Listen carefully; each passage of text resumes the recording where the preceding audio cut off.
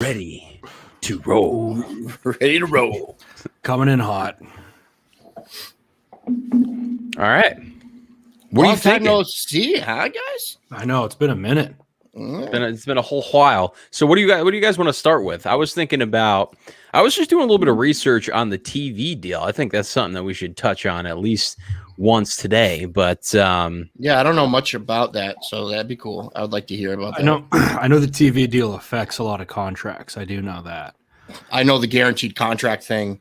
It's why Belichick gave so much, just because they're expecting such big income from the TV deal. So that's why he did the whole guaranteed money thing. But that's all I know about that. So it's not. I thought it was kicking in pretty quickly. It's not kicking in until I think 2023. Okay. But there's a couple interesting things. So I think they're adding a second game to Monday Night Football, or that's going to be a lot more frequent, and it's also going to be flexed at the end of the season. So Monday Night Football is not going to have week 14 the Jets versus the Bengals. It's going to be like a red hot game on a Monday night. Good. So it'll be is that part of the TV deal where the Monday night game's got to be like more watchable? I don't know whose angle that's coming from. What I find interesting about that is a lot of the Thursday night games, people complain about why it's bad teams, but basically the NFL is throwing bad market teams a bone, being like, we're going to have you be the only game tonight so you get some eyeballs and you can sell more ads, like that whole thing. But I don't know. So I never thought about it that way. Yeah, and that's what I think I wanted. Whatever. But yeah, so Monday double headers, Saturday double headers during the final week of the season. That's not a big deal. I like that though. I like the Monday night doubleheader a lot. Me too. Yeah, me too. Monday night doubleheader. So what would it be? Would it be like a fight? It would be like a 6 o'clock game and a 9 o'clock game or something like that. I mean, probably like a West Coast team. A West Coast team would have to be the second game, probably, right? NFC West is going to be all about those Monday night games. Yeah, all those mouth breathers out in California. Yeah, bunch of weirdos out here. The other one is Thursday Night Football is going to Amazon. I thought that was kind of a big deal. Amazon really putting their getting their hand in the jar there. It's all Amazon Prime. I saw that. That's good. And they were streaming the games. They had the rights to a couple games last year, and I loved it just because Thursday night when it's on NFL Network, and nobody fucking got NFL Network. I bought it. I paid 15 extra bucks a month to watch basically one game, and mostly those games were terrible. So, but yeah, I like this now. I have Amazon Prime. So part of this TV deal, it only connects with Monday Night Football, right? That's part of the thing, and then Amazon is taking over the Thursday night gig. Yeah, that's the big part of it. And then CBS, Fox, NBC each get 3 Super Bowls and then ABC gets 2. That's over the next whatever years. NFL can opt out, I think, after 7 years. But I mean, it's really all about the biggest implications are the dollar signs and how big this deal was. And we talked. Yeah, I was going to say, do you know any numbers for us? I was trying to. So I'll pull it up. I forgot what it was, but it was fucking massive. I want to say it was like 80 billion or something insane. And so my question with that is like, how does that therefore then affect like each team? Like, does each team, this might be a dumb question, but does each team like get a cut, or like they kind of have to, I guess, right? I don't mean to cut you off, Cam, but it's an 11-year deal and it's worth $113 billion. 13, yeah. Jesus. I don't think so. I think sorry, Cam. I didn't mean to cut you off. No. I wanted to know. Yeah, from a football talk standpoint, I don't really care about what teams get what money, but I think the biggest deal is how big the salary cap's going to grow. I'm sure the owners, the cap's going to be in the next 5 years. You're going to see big numbers, and that could be good or bad. You never know, because I don't want it to become like the NBA, or you know what I mean, where there's like 6 good teams that are going to be in it, and then the rest. But there. The NBA is a little bit different just because like roster size. Because I always like the same thing, kind of like with MLB, where these dudes get these monster deals, and you're like, how are these guys getting these deals? Well, it's because like NBA, I think there's like 11 players on the team or something like that, right? I'm not a basketball guy, so I don't know. Me neither. You could be right. I don't know. That's why like JJ Redick is getting like $1 billion deals and stuff like that. Oh, we got another trade. Joe B. JOHB. Joe B. Yo B. I don't know. What's the trade though? Let us know. Trade for what? I don't know. He just said we have another trade, folks. Yeah, so I'm on pins and needles right now. Man, I think Washington has traded 19th, 51st. Oh, no way. Washington traded 19th, 51st, 2022 first, 2023 first to get the 4th overall. They're all going quarterbacks. Let's finish this TV deal because we have a lot to dig in about the draft. But that to me means there's going to be no quarterback left after 5. Probably not. I mean, at this rate, like top tier quarterback. Let's jump into that. How do you guys think the draft's going to work in the first 4 picks now with Washington? You got to think first and second are a done deal, right? So yeah, it just depends on who at second, really. Yeah, is the question out of that. And then the third now with Miami trading it to the 49ers. Yeah. I've heard from what I've been like reading and stuff. The Niners are up on the Alabama guy, Mac Jones at 3. That would be insane. And it's Shanahan's big on him, and Sims said it. The younger Sims, and I guess they're like best friends. Sims and him. Oh yeah. Back up for a second. He has a tattoo with Shanahan's name on it. That's weird. Like Eric is considered one of my really good friends. I'm not getting his name tattooed on me. All right. But sorry, I heard that. And that was, guess you guys aren't good enough friends then. It's disgusting to me. But they said that he's really up on him and he's thinking of a better Matt Ryan. I didn't see that coming. That would be pretty wild. I mean, good for the Washington football team finally making a splash, and you want to see the best for that franchise, kind of turning things around. That's quite the haul for the 4th overall pick. Now, maybe I agree with you, Mike. I don't think there's going to be a quarterback there at 15. No, this changes everything. I don't think there's going to be a quarterback at 7. Yeah, this changes everything for the Patriots, I think. That's wild. We're going to see another trade down. I have a good feeling we're going to see a trade down. Either that or they're going to just go defense. Micah Parsons, something like that. Like, dude, how about them bringing back Lawrence Guy the other day? Yeah, it's so weird, dude. All these guys. Well, I think it's interesting because it's like, kind of this competing. Yeah, the theme for the last couple of years has been, in New England, it's like go test the market, see what's out there, and come back. And this year, especially, it's been James White and Lawrence Guy. And I feel like there was one other one that I'm forgetting right now, but those guys have come back. So it's interesting to see. Yeah, Van Noy. Which, dude, I can't remember who. I think my dad might have been telling me that he, like, the deal that he signed in Miami, I forgot that it was like a 4-year, $50-something million deal. 30 guaranteed. So he's getting $30 million guaranteed no matter what. He could have taken a $2 million deal this year for it. Doesn't matter. He'd still be making $16 million. Yeah. So I always wonder what goes through a GM's head when they make that deal and then when they make the decision to let that guy go. Just like what's your thought process on that? Like, not that it's bad or good, just like how do you feel about this whole thing, man? This dude has $30 million guaranteed in the bank and you're letting him go after 1 year. I mean, they obviously, you really believe in your guys in that case, but that's crazy to me. Yeah. I don't know. This draft is going to be really fun to watch, I think. But it's so weird. Have you seen trades like this happen this early before the draft? You know what I mean? Usually you see these happen 2 weeks before or day of. Yeah, that's very weird to me. Yeah, this is very weird to me. It's a weird offseason, though, with COVID and, no combine. It's all pro days, and you only get – I was listening to a dude in the Patriots organization, Ziegler. He's their head of personnel. And he was talking about how, you can get 15 minutes to interview guy, after at their All-Star game, Senior Bowl, All-Star game, can't figure it out. At their Senior Bowl, and then you get you get another 15 minutes to interview him here and there, but everything is like capped for how much you can talk to these kids, how many guys you can talk to. So I don't know what their process is, but I kind of have a feeling that it's like they know which guys they want. They're making the move to get them, and like, let's not mess around. Let's not play the field. We know who's available. We know who we want. Let's coach them up and get them in the program. I think the most interesting thing about the move to go and get that 3rd overall pick is I'm really curious about when they're making that trade and trying to understand who the Jets are taking at 2.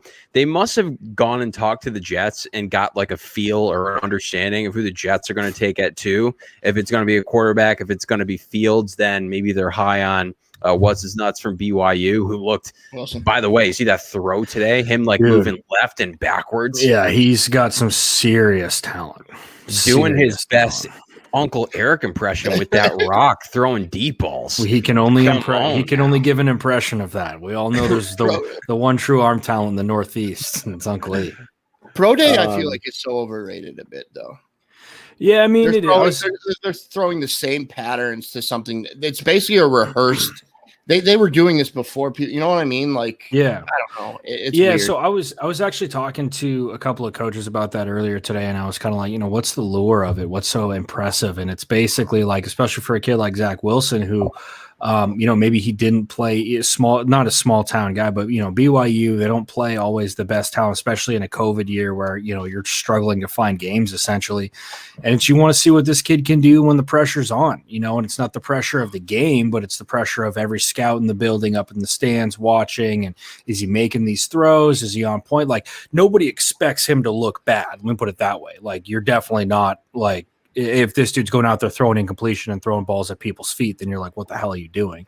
But I mean, it's kind of putting it on a platter for this dude to knock it out of the park, but also, can you handle all the eyeballs on you? Because, that's a top 10 draft pick, which is a completely different contract than a dude who's getting drafted 2nd, 3rd, 4th round. So, and he put out today, man, he looked good. I mean, his talent level is not to be questioned at all, You used to not be high on things like the combine. You change your tune a little bit to things like this, the mental side. Yeah, no, there's definitely a mental side to it. I guess, obviously I wasn't a super high level athlete, so I was never in the driver's seat in that situation. But I mean, it's a really good point. There's a lot that goes into it mentally, especially with, having all the scouts looking at you, especially if you're like Trevor Lawrence or something like that. You got Urban down there, right? You got head coaches and scouts and GMs at some point. Imagine doing a workout with Belichick just eyeing you down.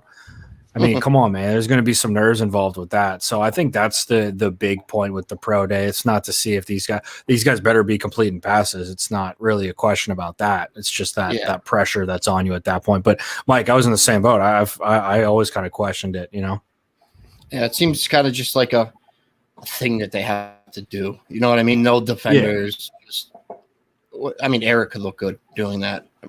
Like, seriously, if you think Eric about it, would look good doing that. Yeah, well, we've seen it. So, but you know what I mean? It's just, I don't know. It's just so tough. And I wouldn't want to be a GM making I think Trevor's going to be a for sure thing. But after that, Wilson could be a bust. We really don't know. You know what I mean? So. Oh, hell yeah. I mean, there's always the possibility of that guy being a bust, but it's just like you trust the coaches that you have in your system and in your organization to get that kid coached up. That was I was talking with one of the coaches today. I was like, I don't know like how good Zach Wilson is upstairs pre-snap. And he was like, I'm sorry, do you coach at BYU? And I felt like an absolute idiot. And I was like, no. And he's like, okay, so you don't know what he's looking at pre-snap. And I'm like, fuck. He's 100% right. Like, I have no idea what he's looking at pre-snap. I would think that, he would want to throw hot off of that, but I don't know. So all these coaches, when you're looking at, you just want to see what's their talent and do they have, the certain things that we're looking for to fit the system that whatever system they're trying to run. Yeah. So to move it into, I guess, staying in the trade area of the conversation, have you guys seen what the Dolphins' outlook looks like over the next 3 years from draft picks? It is. I haven't, but you guys got to let me know. Yeah, I don't. Yeah, let us know.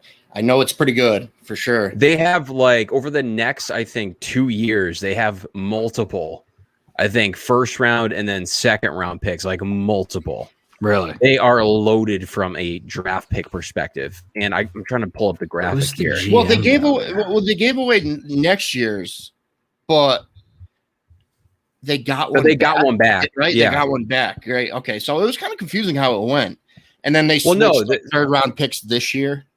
The first trade, they got 2 first rounders in exchange for that one.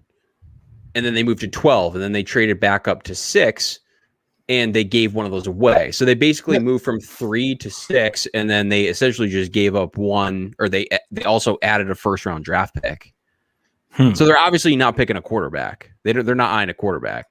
No, I mean, who knows?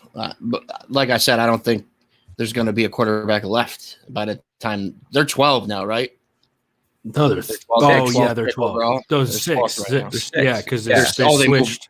I thought they went from 3 to 6 to 12. So 3 to 12 to 6. Yeah, Philly was also so involved 6. with that deal. Yeah, and so maybe Miami. Yeah, I know. Well, that's what I'm saying. Like there could be a queue available, but with Washington, San Francisco, New York, and Jacksonville in the top 5, I mean, it's going to be slim pickings for queues for that. That ideal high level quarterback, I should say. Let's just do this out right now. First 6 picks. First pick's quarterback.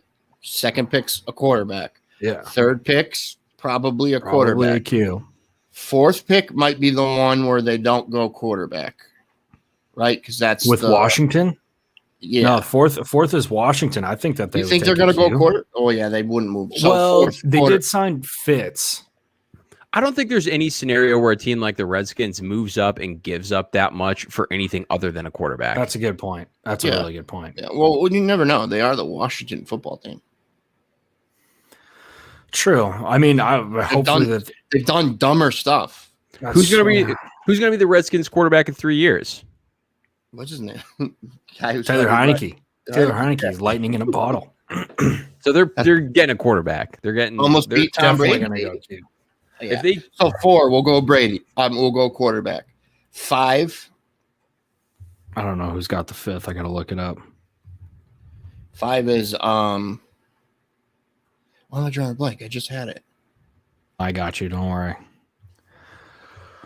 5 is the Bengals. Bengals obviously won't go Q. That's what I mean. Bengals. There was one team that I knew wouldn't go Q so Bengals no. So 6, the Dolphins. They might not go quarterback. I don't think the Dolphins would go Q. So why would you do? I mean, unless they don't want to. Unless they know Tua is not the guy. But if Tua, but here's the thing: if Tua is not the guy, why move out of 3? Keep the 3rd. Yeah, that's the thing. I was going to say that too. So we can say maybe that's not a quarterback, right? Yeah, I would imagine so. So then you got 7 through 9 that I think don't need quarterbacks either. They just moved back 3 picks and gained they did a good job. 2 or 3 first rounders, 2 first rounders and a second rounder. That's insane. Yeah, and I think it was more than that too.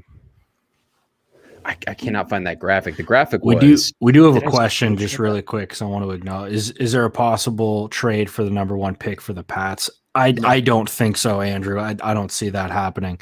I don't think they have the firepower to move that. And to be honest, I don't know if they want to. I really don't. With everything that they're doing right now, I don't see that being the motive for them. Doesn't really make sense, Good question though. What would be a possible draft or a trade scenario that would pull off that first overall pick where they're like, you can have the first round pick. It's probably going to be like first round picks, 3 or 4 first round picks. Yeah. I mean, that's good players. That's what's so funny about this is that the trade, because every year the market for picks, at least the way I feel like it fluctuates, like it goes back and forth, obviously depending on the draft class and who you have available, all that stuff. But it's like the Stafford trade, like that set the bar so high for the rest of the offseason for anything involving future skill players who could be like legit to a franchise. And like now that that's out there, because I think they traded their next 2 first round picks or something like that. Now, if you want to trade for that first overall for a guy like Trevor Lawrence, who could be that good, dude, you're going to have to move so much draft capital, so many starters. Like it would be insane. It probably honestly wouldn't even be worth it at that point. Also with the Bears too, with the Bears offered for Wilson and they got turned down. We got to hit on that. Another thing, you know what I mean? We got to hit on that. 3 first round picks, 2 seconds and a third, and they're like, "Nah, we're good." And a defensive starter, I think. Yeah, and we're good. We don't want crazy. Well, I think so.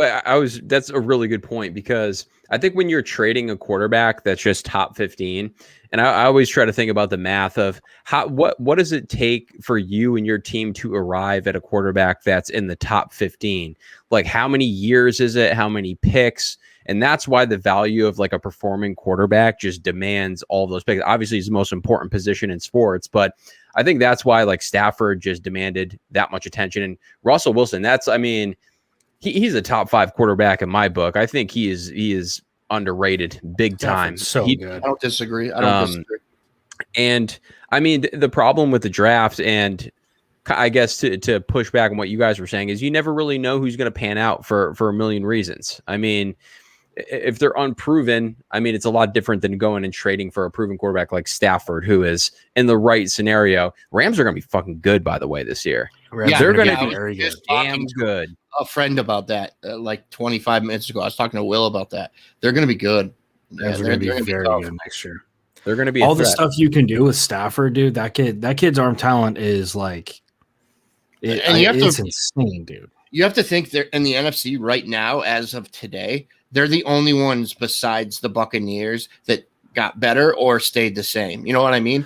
Like, that's you really got to look at like Green Bay. They got worse. New Orleans, they got worse. And I really think LA got better. And I think it's top 2. I think they're the top 2. And not a lot of teams in the NFC are world beaters. Yeah, that's a really good point. I mean, NFC Championship game was Green Bay again last year. And it's like, what have they done to make you sit there and say, yeah, they're going to be it next year to finally make that jump? I mean, that's a good point, Mike. They are one of the only teams that you look at in the NFC who actively got better. And they paid through the nose for it, though. That wasn't cheap. Oh, no, not at all. But, I mean, what? I don't think the Rams have a first-round pick for the next it's 4 crazy. Years or 5 years or something like that. Something absurd like that, yeah. I can barely see this, Eric. That's just my computer, though. Okay. Oh, there you go. Zoom that puppy in. Here's what we're looking at for the Dolphins. 2021, you got 2 first-rounders, the 6th and the 18th overall. I don't know how they got the number 6 pick, how that's... That was from Philly, so they traded back. And that's this year. That's this year. I don't know why I was thinking future picks. So you got 2 first-rounders, you got 2 second-rounders, but next year you got a first-rounder coming from San Francisco, second-rounder. Okay, this is not as great as I thought, but look at 2023. You got that extra first-rounder, and it's not as I guess as massive as I thought, but this is a really good couple years. I was a little like, relax, Eric, but no, it is pretty good. I mean, to have 2 first round picks in 2023 is pretty good. And I mean, you have 4 first round picks in the next 3 years. 5 first round picks in the next 3 years. That's crazy. And if you think about it, the Dolphins will probably have a better record than San Francisco next year. So that trade's pretty big too, because you're probably getting a higher pick there than if they had their own. You know what I mean? So and you gotta figure, right, Mike? If let's say the Niners are worst case scenario for San Francisco, they're top 5. Now you get a third rounder that's top 5 pick in the third round. I mean, that's basically a second rounder. Yeah, wild. And I think we always get caught up in that's another good point is the rounds too. I mean, the second round pick at 36. I do try to look at those numbers, but it's hard to not get caught up in a first round pick, right? Whenever you hear that with the Patriots or something like that, they're like, you're 4 off from a first rounder. You know what I mean? Yeah, it's 4 off. And I mean, once you get to like 5th, 6th round picks, those are, but I mean, 1 through 4th round picks, most of those guys are going to start on teams. Yeah. I mean, if they're the right guy, or at least make it, you know what I mean? Yeah. I don't know if they'll be an every down guy, but they'll definitely have a role at least. Yeah. I mean, that's a good point. I mean, you look at when did like Chase Claypool, I always think of, because he was a second rounder, right? Mm-hmm. Yeah, like he's a kid who can ball. I mean, T. Higgins was a late. Oh, he might have been a late first rounder though. But yeah, you can still get great value. Basically, is what we're getting at. Yeah. So here's a good question. So who are the Patriots going to take at 15th overall? Is it going to be? Do you know what I'm really scared of? And I kind of don't want to say it. Do you guys know what I'm thinking? That they're going to trade back. Yeah, trade it. They're 100% going to trade back. I have a very strong feeling they're going to trade. But if they don't 100% want the person that's there, what's the point of keeping that 15 pick anyways, when maybe you can get 3 second-round picks of people that you would want? You know what I mean? If someone's not there, if they don't go quarterback, which everyone thinks they're going to still, if there's no quarterback left, why not? I mean, what else do you need? This team on free agency alone filled the spots that they needed. Now everything else just, to me, is a luxury. Yeah. You know what I mean? Yeah, I mean, I agree. And the only thing that I could see happening is, a Jalen Waddle falling to New England at 15. And then if that's the case, then take him. But if that's not it, and it's like, I mean, there's really only a handful of guys that you're going to look at and say, yeah, that's worth a top 15 pick. And if another team wants it and they're willing to give up a little bit as well, why not move back and see who's there? And if there's a kid that you really want, he's going to be there early second, late first, then why not move back? But I have I would say 80% chance they move back. I'm very sure of that. Is there anything worse than on draft day? You just hear that dun, dun, dun, dun, dun, like trade info's in. Belichick has traded the first rounder for a third rounder. You're now you have to wait until day 3 to see the Patriots are adding to their team, and you're like, son of a bitch, dude. What? Yeah. Hey, let's look at the silver lining here, boys. At least it's 15 this year. It's the highest it's been in a long time. So at least we're not waiting 31, 32 to see them trade back. Patriots pick Division 6 Kyle Duggar in the second round. But Duggar is a baller, all right? Yeah, no, he's good. Duggar's a stud. However, Eric and I on draft, they were both like, damn it. Yeah, I wish we just edited in right now your guys' faces. That's so funny. That video exists somewhere. That was and I made that Instagram or TikTok, whatever. Yeah, it's like when Belichick, like a day, not even a day before. That's as close to a community college type player. I mean, Division II. I mean, Lenore that Ryan, was. baby. Yeah, I feel like deep down, Belichick does also love just. Even if there was some kind of a beast available at 15, being like, I bet I can beat these guys just by drafting only third rounders.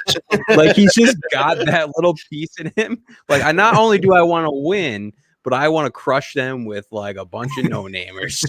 I feel like he's got a little bit of that. That's just playing checkers when everyone else is playing chess. So who is give a quick shout out to the Salvatierre crew in the building. So always happy have to.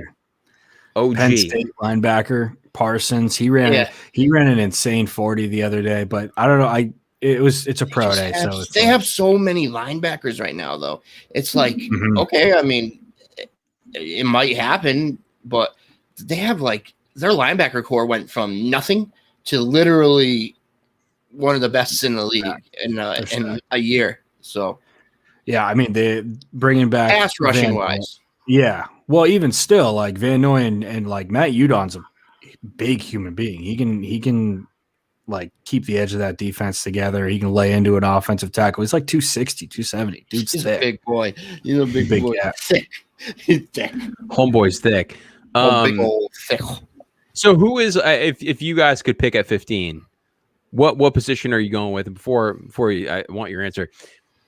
I think it's going to be something hilarious. Every single year, something funny happens. And I feel like Belichick is going to draft a fucking tight end. And we're going to be like, are you what? Another one? We're going to be carrying 8 tight ends. And, who I you thought guys he was really love to see? Kyle Pitts.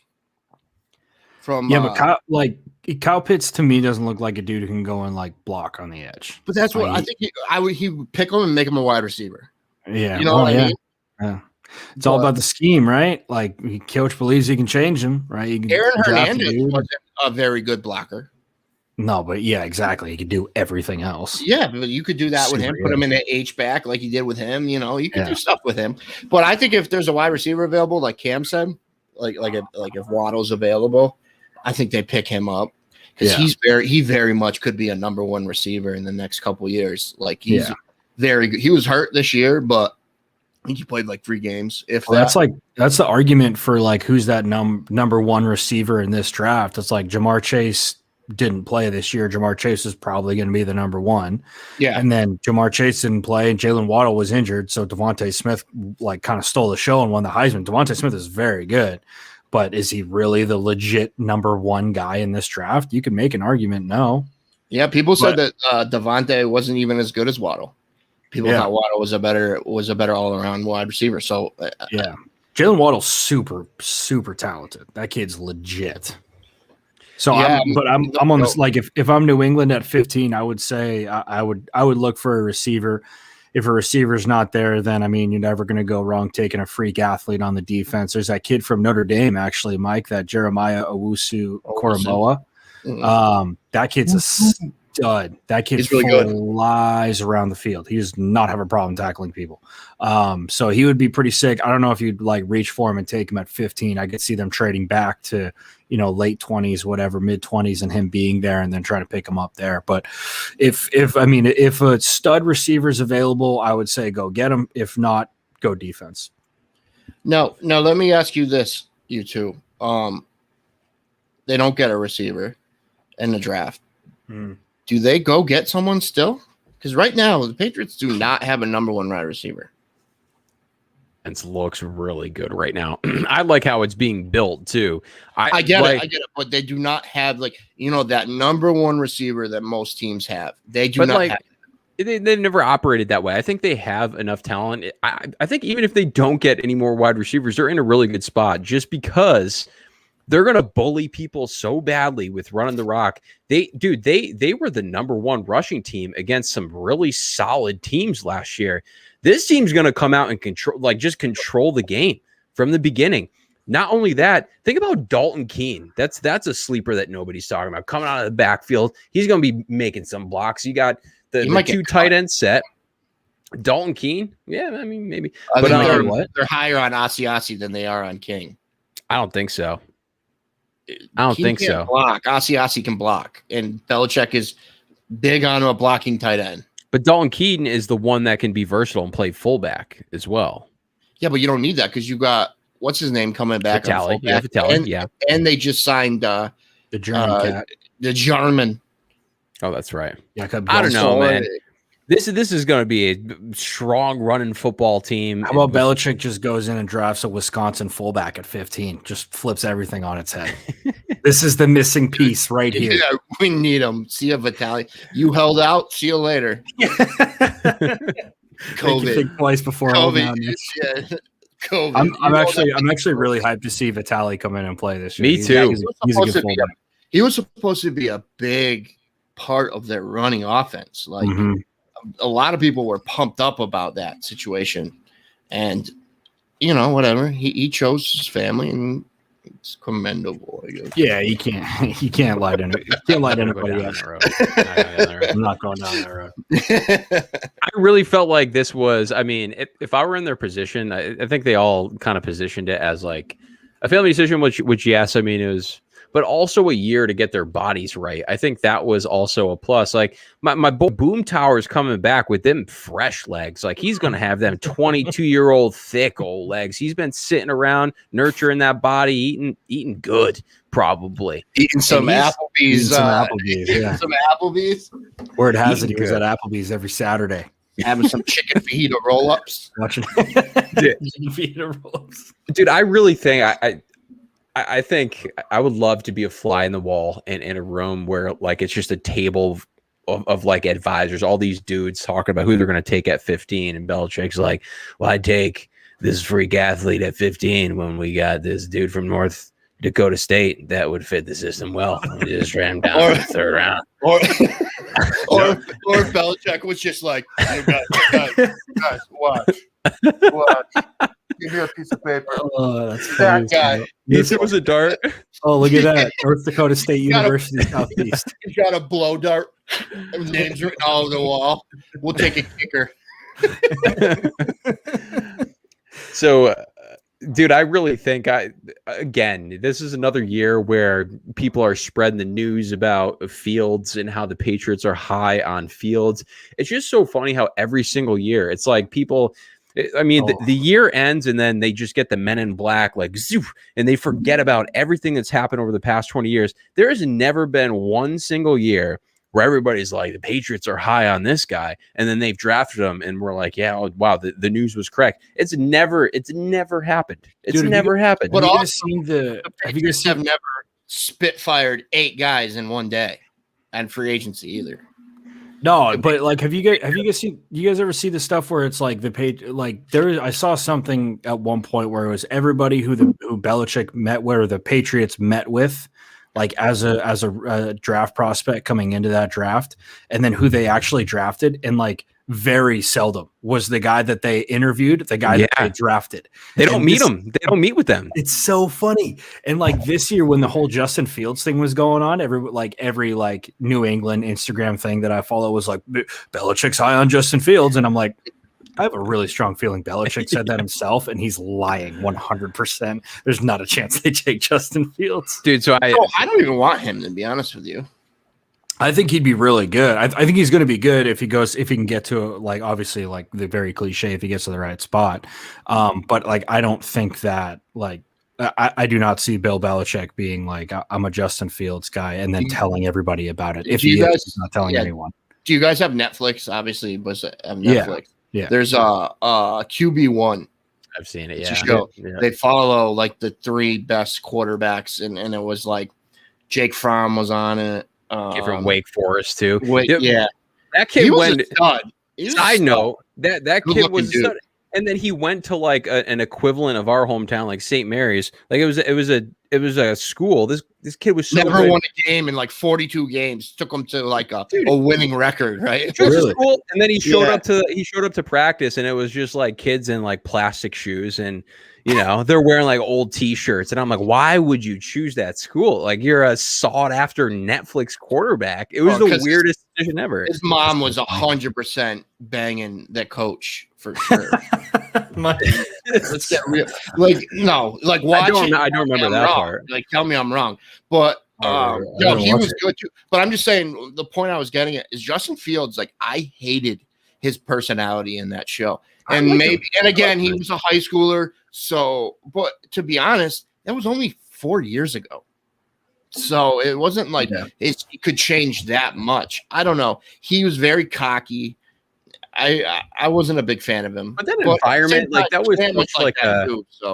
But that was like a top 5. Like those schools are, and it's funny because I was watching this video about Richie Incognito, and they were talking about locker rooms and stuff like that. It'd be so interesting to be in a locker room of like a top 10 high school in the nation, where it's just this all these super talented dudes, Gorman, alpha. Yeah, I mean, it's like you check out like a Bishop Gorman or a Modern Day, or just go there to play sports. You Sierra literally Canyon, go there right? to play sports. Yeah, look at the Sierra Canyon basketball team, and it's like LeBron's kid, Dwayne Wade's kid. Yeah, like, did you see that doc? You see that doc on it? I haven't seen it really because cool.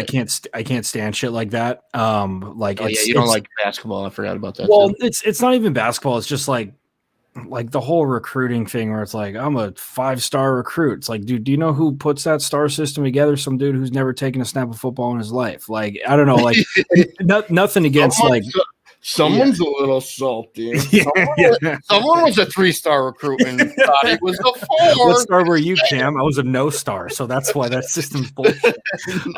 No, not at all. But it's like I definitely did not have any star rating, by the way, if anybody was wondering. No, basically, long story short is that these kids aren't regular high school kids. These kids are playing on a national. These kids are celebrities at 15, 16, 17. So it's like when we're talking about, Justin Fields, or I know that the quarterback who's at Oklahoma right now, Spencer Rattler, he apparently was an asshole on that show too. And it's like, he probably was a piece of shit. But at the same time, like, these kids are not regular high school kids like you, me, and Eric were. Like they are like 30,000 followers on Instagram, growing every day. Like it's crazy. It's Who's that other kid too? The blonde. He was the worst. He's an unstoppable quarterback. He's played for Miami. He went to Josh Rosen. Went to Georgia. No. I'll look at his name. Tate Martell. Salvatierra. Salvatierra just said it. Yeah. He was bad. And he has a relationship with his sister that was borderline Alabama. Like, it was weird. Like, I love my sister to death, but I wouldn't be like cuddling with her in the bed. That's weird to me. Where's he from? That's something. He's from L.A. Oh, he was. Mm. Hang on. He went to Bishop Gorman. Yeah. Stepsister, I'm stuck in the laundry. Towel. I can't grab it. Oh my god! But it would be like real brother with the same jeans. Dude, that's like an interesting dynamic though, because man, even dude, I remember having this epiphany too. I played D3 and it was just basically a step above high school, and some of the egos you run into there, I'm like, I can't imagine D1. Professional D1. Some of the shit that I heard people say, like walking into a party. I remember one of like our outfielders was like, I think like by far I'm the best looking guy at this party. And he's like, I thought he was getting dead serious. I'm like, you are fucking you're outside your mind. Are we about to have this conversation? Dude, D3 ego is such like a beautiful thing to analyze, because it's these kids who like the best D3 thing in the world is when they're like, I had a walk-on spot to UCLA. Yeah. You're like, you did. Why are you here then? Why are you playing Division 3? Just wondering, what ended you up in Oregon? Dude, Division 3 hockey players are way different than everybody else when it comes to that, though. They know that they are the worst of the worst, and they say it. Like hockey guys don't have that massive. Like some of them do, but like the hockey guy ego is such like a let's just hang out and chill, dog. We'll go hit the ice in a little bit, but every D1 high school. What? How? There's one person I have in mind that's you will get stupid guys, but the majority of hockey players are not douchebags when it comes like that. Okay, so Eric definitely has a story for this. Why do you heavily agree? I'm not douche.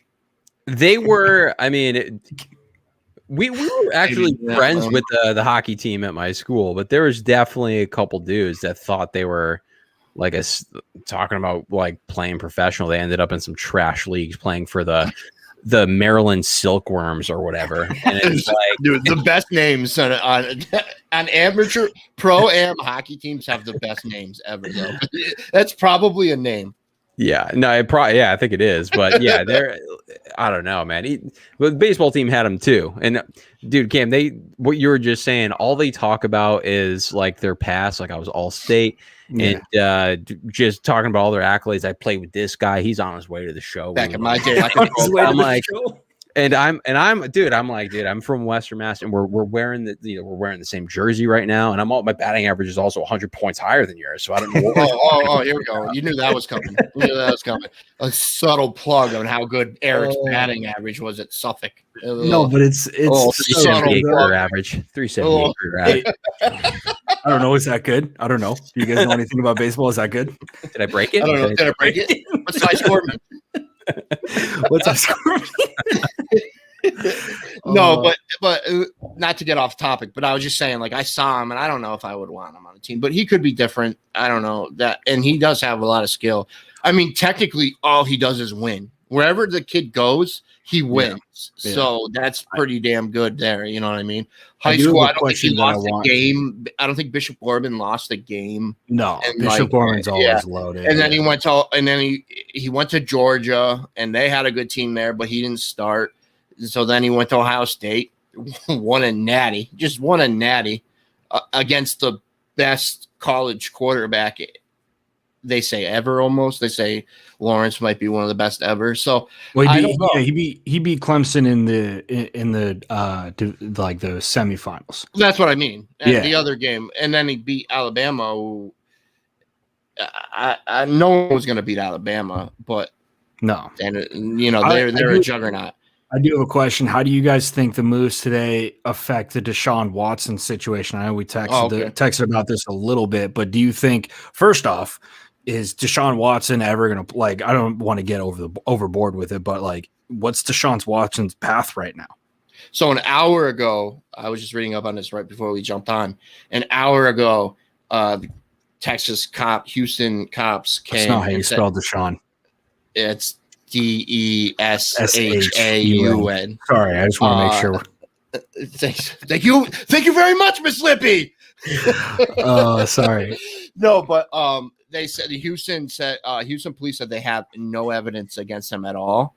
But really? Then I read something else that said one of the abused have a non-disclosure sent by his team to her, and she has pictures of it, and it's like Deshaun Watson says you can't say this, so she has that she hasn't even given as evidence yet, but she says she has it, and she's shown pictures, and the guy that wrote the article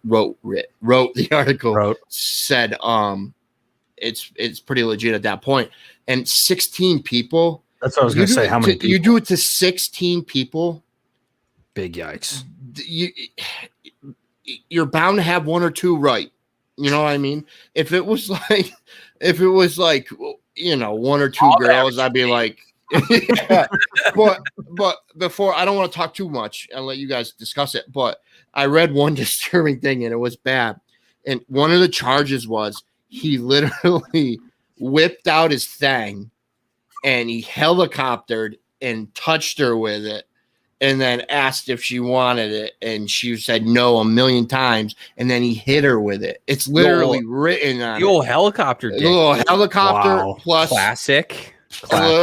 A little mushroom stamp to the side. I swear to God, the old helicopter dick. That's my one college. At one point, I was like, Deshaun, you are a jerk, and the other half of me was like, you hound doggy, you helicoptering mother effer.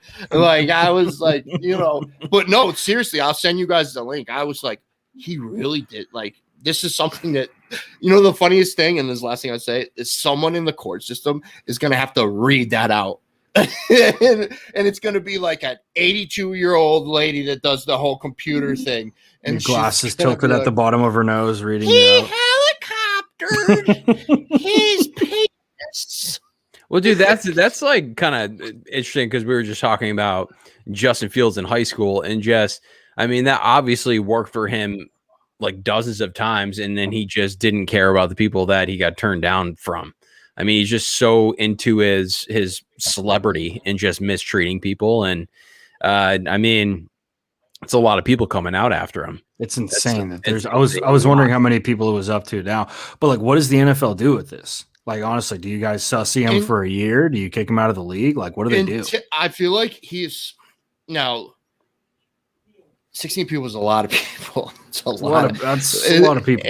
Was it all at one spot? No, it's in the amount of 2 to 3 years, or in the great. Well, is it in the greater Houston area, or is it? Like, right now, that's where most of it is. That's a big yikes. But the thing is, what I was trying to say is he's in trouble. But right now, there's no evidence against him, so they can't really suspend him yet, but I for sure think he's going to be on the exempt list before the season starts. I kind of have a feeling it's going to be the same way. Until they figure it out. You know what I mean? But we've seen how the NFL handles just these situations, and even though there's a lot of accusations, bottom line is, and I hate to say this, but it's like everybody's sitting down at a table and they're like, there's 15 accusations. Now there's 18. And then somebody's at the other end, but like, yeah, can you throw the ball though? Like there's a lot of that going in the NFL. And you're talking about, and I think it's sad. It's sad. That's sad. And I'm gonna let you know that's very sad. I'm not downplaying. You're right.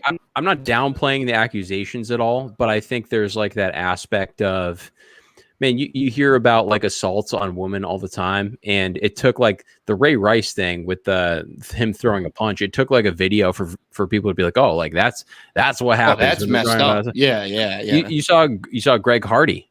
He's a vicious human being, and Tyreek Hill back in Dallas signed him.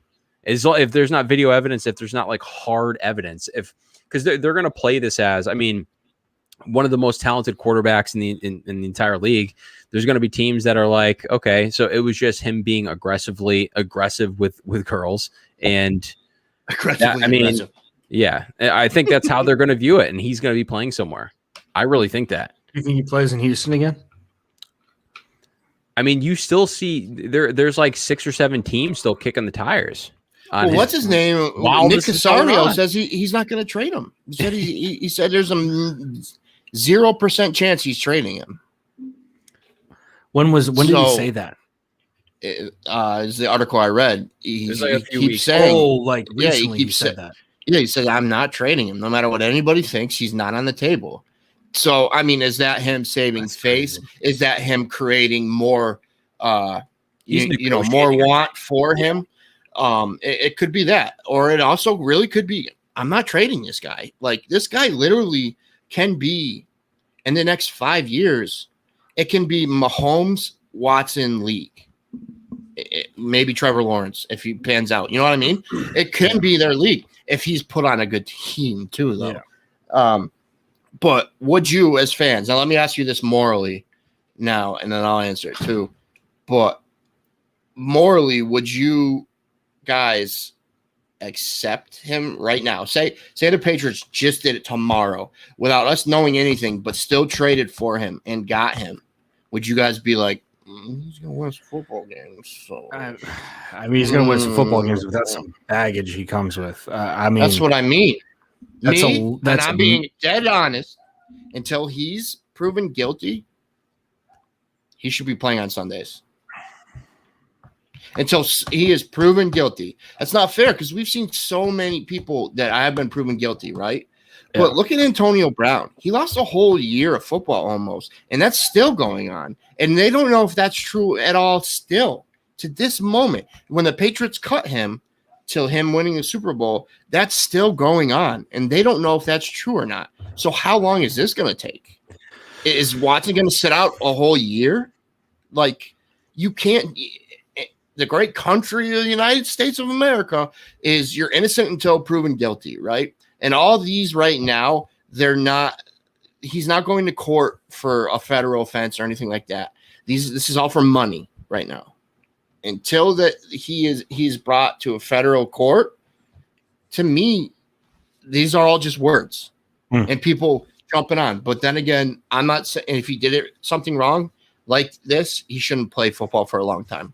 That's my opinion on it.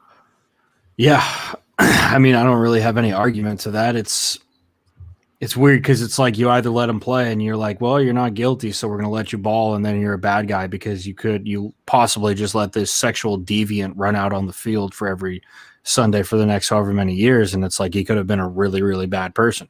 Or it could not be true. Who knows? It's got to play itself out, and I would imagine it's going to go to court at some point, but I don't know. I'm kind of in the gray area on this because I haven't researched it as much as you have, Mike. But 16 people is a lot of people. That's a lot of people. And it's 16 and growing.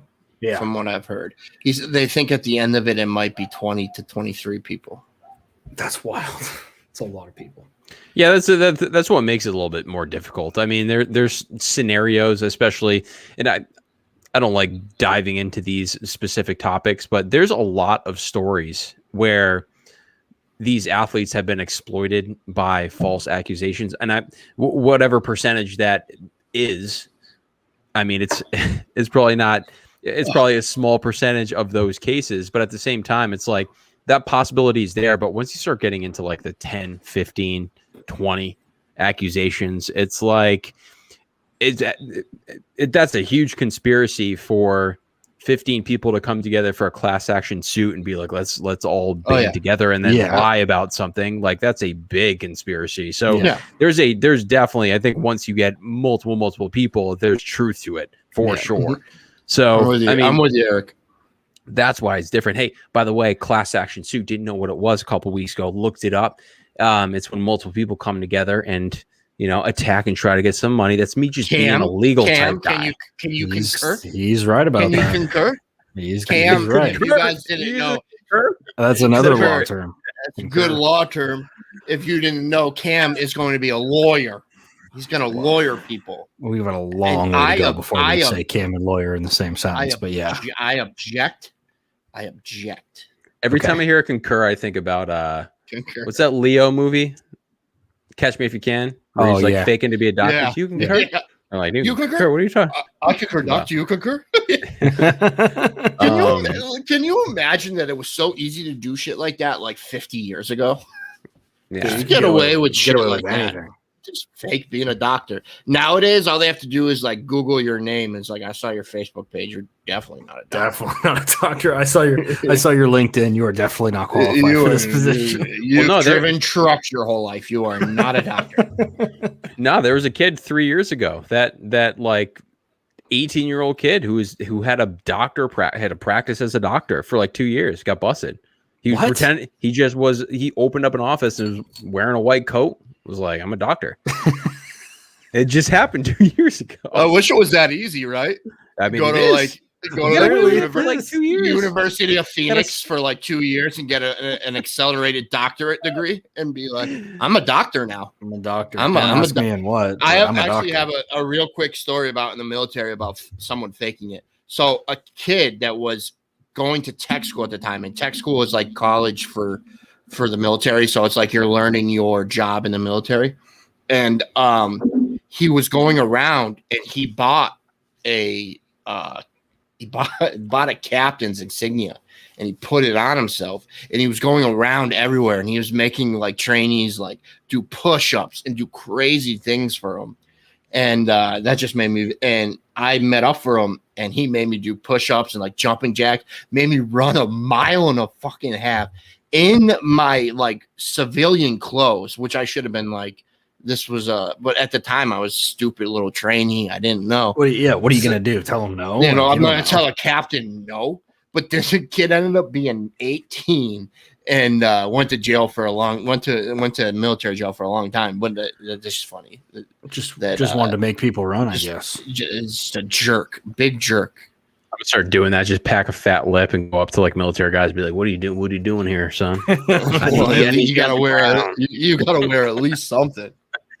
All right. No, what else we got for football? So, I'm trying to think what else is out there right now. So let me ask you guys this, and I just did a podcast with Iggy, and he's a good guy, man. I love that kid. He's really good. He asked me, starting first game of the year, who starts on their center? David Andrews. In your opinion? No, under center, like quarterback. Center, and not at center. I misheard that. Dummy. I know what the phrase is. I misheard it. Who starts at center? I'm sure you did. Just like, what's his name? Yeah, okay, let's go. Yeah, David Andrews is going to be the quarterback. Imagine. No, big but boy, seriously, right. is it going to be Cam? Yeah, I think it'll be Cam. Me too. Okay. What did Iggy so think? We're on it. He did red hot debate there, fellas. Yeah, that was a good one. A lot of back and forth. A lot of back and forth with that one. The only like thing we agreed on was if he did go with somebody. I said if he even did go with someone in the draft, they wouldn't be ready anyways.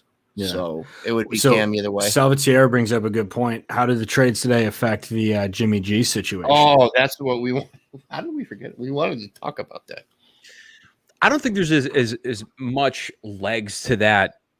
I don't know. It really seems like the 49ers are staying pat with Jimmy G unless they're just trying to raise the price, just like we were talking about with Deshaun Watson. But I really think the 49ers, even if they go and get their quarterback of the future, I mean, they're still going to be looking to have a quarterback to, I guess, bridge that gap. And Jimmy G, I know he's expensive. Also has a no trade clause in his contract. I don't know if that throws a bone. They can release him though. Yeah, they can, but he still owed guaranteed money, right?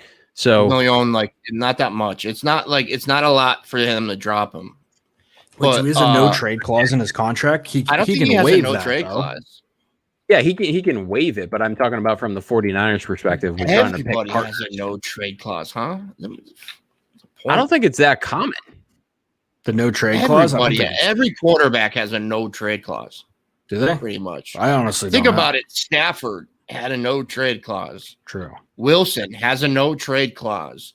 Rodgers has a no trade clause. I guess the no trade clause. The no trade clause is kind of pointless, actually. Now that you say that, because it's like if it gets to a point where it's like, hey, we want to move you, they're gonna like, all right, I want to go here, and it's like, okay, so you really don't have a no trade clause. There's just some teams you don't want to go to. Yeah. The only thing I was gonna say is I read something today that said Kyle Shanahan is saying repeatedly that Jimmy G's their quarterback. Like, yeah, he's our quarterback. He's like, it's to him, it's asinine that this is even talked about. So who are they going with at 3 then? Jimmy G could still be their quarterback, and you could still go at a Trey Lance. No, I know. That's what I'm saying. Like, if Jimmy G's your Q, who are you picking at 3? You think they go with a receiver? You think they pick some big, ugly O lineman to go tear shit up? You could still – I mean, is there an O lineman that's going to be – There's a couple who are legit. But isn't going to be available at the pick that they had? Yeah, see, that's the other thing about it. You know what I mean? Like, well, they're taking a quarterback, dude. They're taking a quarterback. You think so? There's no doubt about it. All right, so I have a hypothetical question for you guys. It's going to be a quarterback. So hypothetically speaking, let's say the Niners take Wilson or Mac Jones at 3. Okay, Niners take Wilson. If the Niners take Wilson or Mac Jones at 3, or Trey Lance, whatever, whoever you want to put in there, and Jimmy G is available from picks 3 to 15, and the Patriots move their first rounder for Jimmy G, what would you guys think about that? I want Cam. I kind of want Cam too. I want Cam. I don't want anybody else. You were not high on Cam last year, were you? Me? You were Cam. I was always high. I was good with Cam the whole time. I feel like I do remember Mike being stoked about Cam. I was all up on Cam. I don't remember. I said if it was one of the only things that like helped me get through the Brady leaving was Cam coming. Dude, I don't know. That's an interesting proposition there. That's interesting because the games where you watch Jimmy G and him starting to get kind of settled into the Patriots system when he was playing, and with how this team is looking now is really similar to how the San Francisco 49ers were the year that they went to the Super Bowl, where Jimmy G is just going to be asked to hand off the ball a whole bunch and make some decent throws. And the one drawback with Cam Newton, let me finish. Hey, no, I'm sorry, my bad. I wasn't going to say anything. I wasn't going to say anything. The one thing that I really am worried about with Cam, and Cam, you pointed this out too, and just his mechanics and some of his throws were really bad. And he does add that extra dimension, especially with the way that this team is built. But he's on the team still, so you can still throw him in packages if you want to. Still run him out there however you like. So that would be a really interesting dynamic with Jimmy G getting traded. Although the cap number would be, if we traded for him, like $26 million. That's aggressive. That's aggressive. But you say mechanics, right? And again, we did see some really crappy throws, but are those mechanics the because of the receivers he had? Maybe thinking I have to get this ball out quicker. Well, so I can't get my feet planted because I don't have the time. You know what I mean? My players aren't getting the separation. I get what you're saying. Yeah, I think that, my whole thing with Cam is that, like, can we really judge what Cam Newton did last year after everything that happened with COVID, after him getting COVID, after, kind of getting into a groove and then getting, not being able to step foot in the building for 2 weeks. And then he goes and he's got to, come back and he plays the Broncos or the Niners, whoever was the first team back. Like, it was, I didn't necessarily think that it was fair. Yeah, the Broncos. And I as much as I was like, yeah, some of his mechanics aren't the best, but like you look at this is going to sound so stupid, but you look at some of the stuff he's working on that it's on his IG this year, and it's all back to the basics mechanic stuff. So you got to figure that he's trying to hammer that stuff out. Yeah, I do think that that does kind of matter, especially when it's like, if your receivers aren't getting separation, there's not a lot of guys who are going to be able to get them the rock. And so that's a big part of it. Yeah. So it's like, if you take what happened with Cam last year and you look at it for this year, well, now he's got a fresh receiving core and tight ends who can go and get the football. Now we can really get a fair assessment on how good Cam Newton is. Well, that's what I mean. 3 foot, 3 foot drop and then to a tight end. You know what I mean? He didn't have that, or Bourne coming across the middle, or Aguilar, and we're forgetting about Edelman. a healthy Edelman maybe coming back. You know, and we saw. And I'm sorry, Eric, you can go after this. My bad. But if the thing is the first 3 games, all of us were so hyped on Cam, and you couldn't not be. He should have been 3-0 his first 3 games. He should have won that game. And I look at the game in Seattle. He threw for almost 400 yards. He balled against Seattle. You know Absolutely. What I mean? And if you watch, if you watch I Am Athlete, it's like a podcast with Ocho Cinco and Brandon stuff. Marshall one, right? Brandon Marshall has it too. It's like a podcast, but it's a video. He literally said, and he made this analogy, and he said, it's like we both left at the same time, right? But I stopped off at this food mart, and you kept going. And then I got back and I had to follow you. I was behind you the whole time. So the way the Patriots system is they start. He said he was 3-4 weeks behind everybody else on that team because of COVID. Yeah. And he said it was nothing to do with him being tired or anything, because he was mostly. He even says it himself. He's mostly asymptomatic. But that's so true if you think about it. He was 4 weeks behind everybody else on that team. Yeah, and plus he didn't have any OTAs. So yeah, no, it's it's tough to, like, when you build and when you install an offensive game plan, you have your base stuff that you put in during camp, and then you build from there. And it's like if somebody is out of the building for 2 weeks, that's going to put you severely behind of everything else you want to do. Yeah, that's all I was trying to get at. But I do want to hear what Eric, what you got on this? Yeah. As your house and Coors Lights over there. I am right now. No, it's Bud Light. It's Bud. That's not By the way, oh, my bad. I feel like Mike, you're watching my videos, and it seems like you're getting a good education from my videos. Appreciate you taking all my points, but but Cam, I mean, oh god, it's all on you. Thank you, Sensei. With Cam, I mean, it's like. I basically, what you said is what my thoughts have been for a long time. And I was looking at some of the stats of Tom Brady in 2019 versus Cam Newton in 2020, and they are dangerously close, which is what a lot of people don't really understand. They see certain stat lines, like the touchdown passes from Tom Brady was around like 19 or 20, I think it was. But Cam Newton was also running the ball in, so he had more rushing touchdowns. So it was kind of in the same ballpark. But when you're talking about there are stats like bad throws or passes that he had with a clean pocket, or all of these stats were very close. Attempts, yard per attempts. I think Cam had like longer yards per passing attempt. It was dangerously close. And I think the year before, when you had the Patriots, that defense was playing into the offense. Also, the schedule was a lot easier.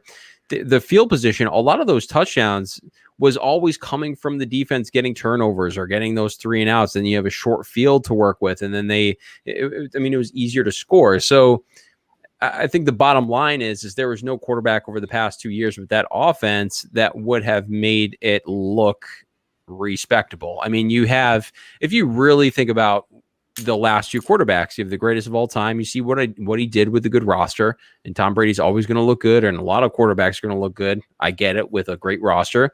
Cam Newton's still a league MVP at the end of the day. And I understand he went through he had an injury, he had a little downturn, but I mean, at the same time, it's like if you really look at those stats, and you really also at the same time look at opponents that are similar, Tom Brady and Cam Newton's numbers are dangerously close, basically against respectable teams. Yeah, it's interesting. I didn't think about looking at it like that. That's interesting. Yeah. Yeah. I mean, people forget what Cam could do, and I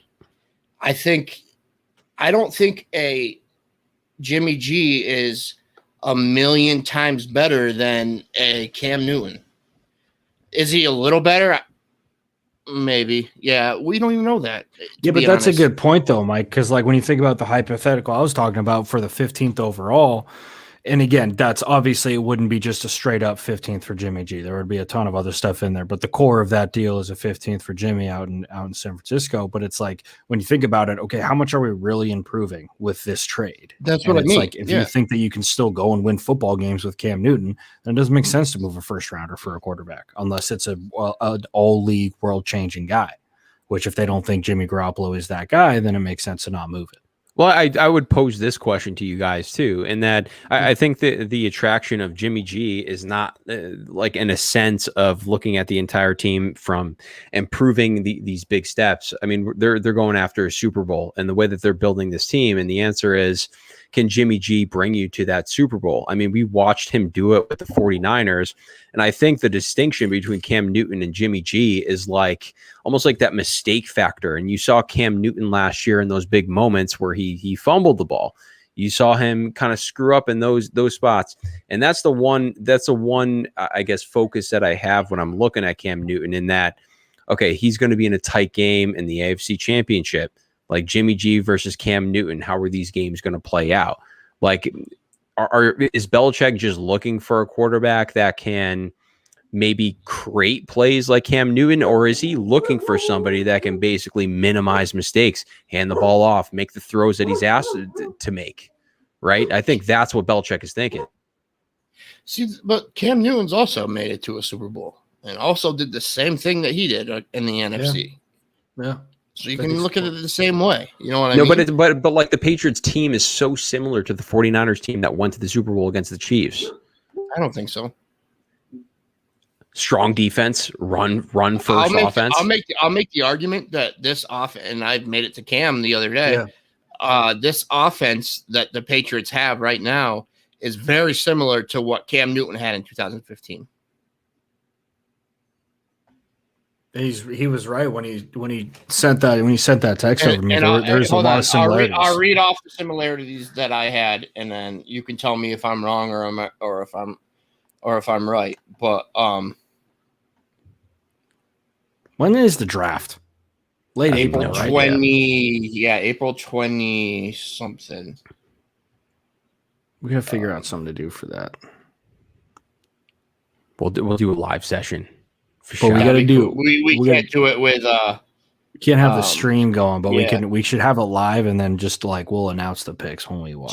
So at the time he had Ted Ginn, who was his number one receiver at the time. Ted Ginn, that's Aguilar. Ted Ginn and Aguilar are almost the same people. Okay. And then they had Corey Brown, who came in the middle. That's Edelman, right? Okay. Then they had Olsen. I think Olsen was at that time was a little better than Hunter Henry is right now, but a lot of the same type of player. Both very good pass catching tight ends that can block. Then you have Cotry and Brown. I think that's Jacoby Myers, and then Funches is Bourne. And I'll send you the video of the 2015 season, and then keep that in mind. And you see these players; they do a lot of the same things, man. I think. Some of me thinks Bill Belichick is building for Cam. That's my opinion. Again, he could get a quarterback tomorrow, and I could be wrong. But I think that's what's happening. One difference I will say is that Devin Funchess is like 6'4", and Kendrick Bourne isn't that big. They don't have that big dude. Yeah, they don't have but maybe that's something they target in the draft. Maybe that's Jonnu Smith. Jonnu Smith is really 6'3"? Good. No, I don't think he's that tall, but he's legit though. Jonnu Smith is an absolute savage. So I mean, he is 6'3". You're 100% right, Mike. He is 6'3". I thought he was only like 6 feet tall. What's up, Luke? What's up, Luke? In the building. Dude, that was a good point. Hey, I never really broken down the Panthers team before. Luke G, do you think Cam is done? Why? I think he might have just popped in.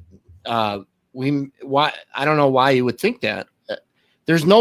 To me, there's no other quarterback that's unless they trade for Jimmy G. There's no other quarterback on the market or in the draft right now that the Patriots can get that will be better than him.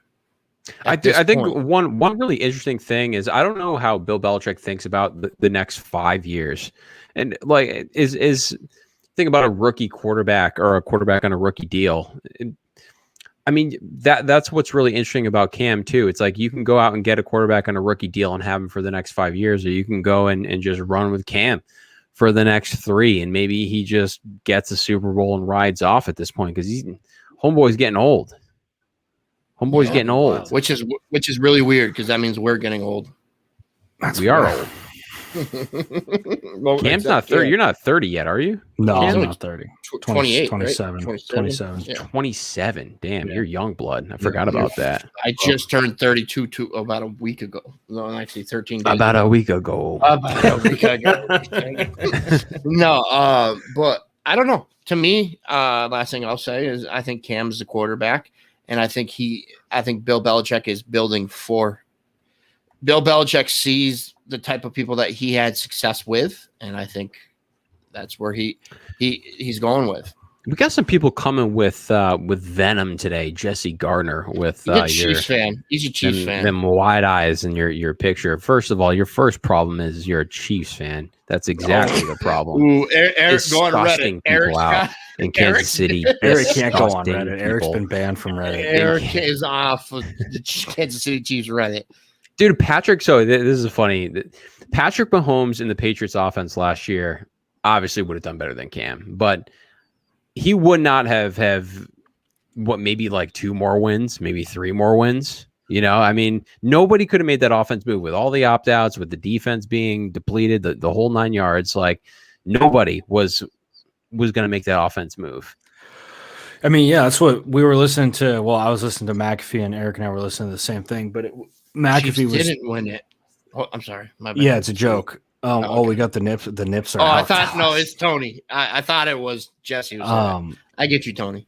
No, but Michael Lombardi was saying, he was like, this team won 7 games last year. Belichick was able to get these guys to 7 wins. I mean, what other coach is going to be able to do that with this squad? Which is a really, really interesting point. What was that you just slugged, by the way? Red, white, nice. And Smirnoff, red, white, and berry. Gosh, you guys are getting after it over there. It's almost 9 o'clock. Dude, hey, what's the weather like out there right now, by the way? It's like nice. Room temperature. Beautiful. Beautiful. If it was like this every day in Massachusetts, it would be the greatest place to live in. Yeah. Jesse, you're just mad because we have Patrick. This is like, okay, so I was criticizing the contract with Mahomes, but after this TV deal, I'm starting to rethink it. Still think it's aggressive, but I'm really gonna enjoy over the next couple of years watching your team just grab some fat L's because of a lack of depth. Yeah, they're not gonna be able to get anybody. I'm gonna enjoy. There's nothing better than watching the Chiefs grab a fat old L and then creating a new Reddit username just so I can get onto your Chiefs Reddit page and talk some junk to some rednecks with beards out in Kansas City. It's my favorite thing in the world to do. I want to get to Luke's. I want to get to Luke's comment, Eric. That Patrick draft a quarterback. Oh yeah, Sam Darnold. I want to talk about what is everybody's love for Sam Darnold? I don't think he's gotten a fair shake. Okay. I don't think that since he's been in New York, he's actually gotten a fair chance to be. I didn't even think he was that good in college.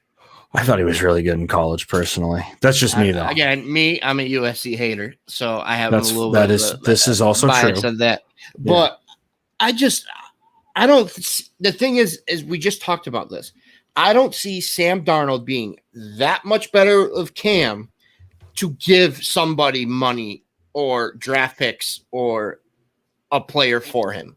I don't see that. I don't see that at all. And also, we answered the whole pick a draft pick. We don't think that there will be a quarterback left for the Patriots to draft by the time that they're picking.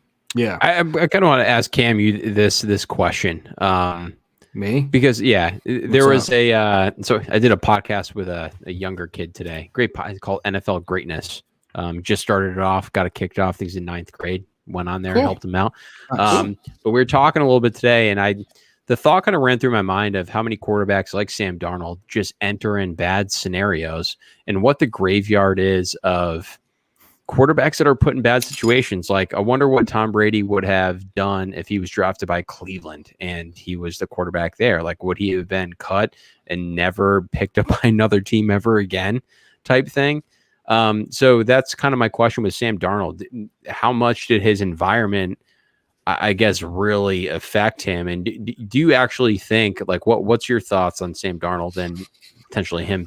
I think Sam Darnold can be a really good quarterback. I don't think that he has gotten a fair shake in New York. I was going to say Detroit because I'm looking at Luke J's thing. I don't think that he's gotten a fair shake in New York. I mean, you look at how many coaches has that guy had? How many offensive coordinators has that guy had? How many different receivers? How many different tight ends? And like his offensive line, like literally the Jets for the first time, probably since Sam Darnold has been there, was like, we're going to draft a left tackle. And he's like, thank Christ, that would really help me. So it's, I don't having that environment around you and having coaches who are going to put you in a position to do well and win, that's everything for your career. You can be the best football player in the world. And like the Kansas City example from this last Super Bowl is a great example of that, right? Kansas City could have done anything they wanted, but Tampa Bay was one step ahead and they had cats everywhere on the field who was ready to roll with everything. So that was a coaching win in my eyes more than anything. So if you don't have that right coaching, you don't have that right environment, you don't have the right personnel around you, it's going to be really hard to be successful in that situation. If everything in your situation is against you, if you're having a new coach every year, every 2 years, you can't get in a groove. If your offensive line can't give you the amount of time you need to get a ball off, we're going to be having some problems. So like that's kind of a Jesse slam. That's some barbecue ribs.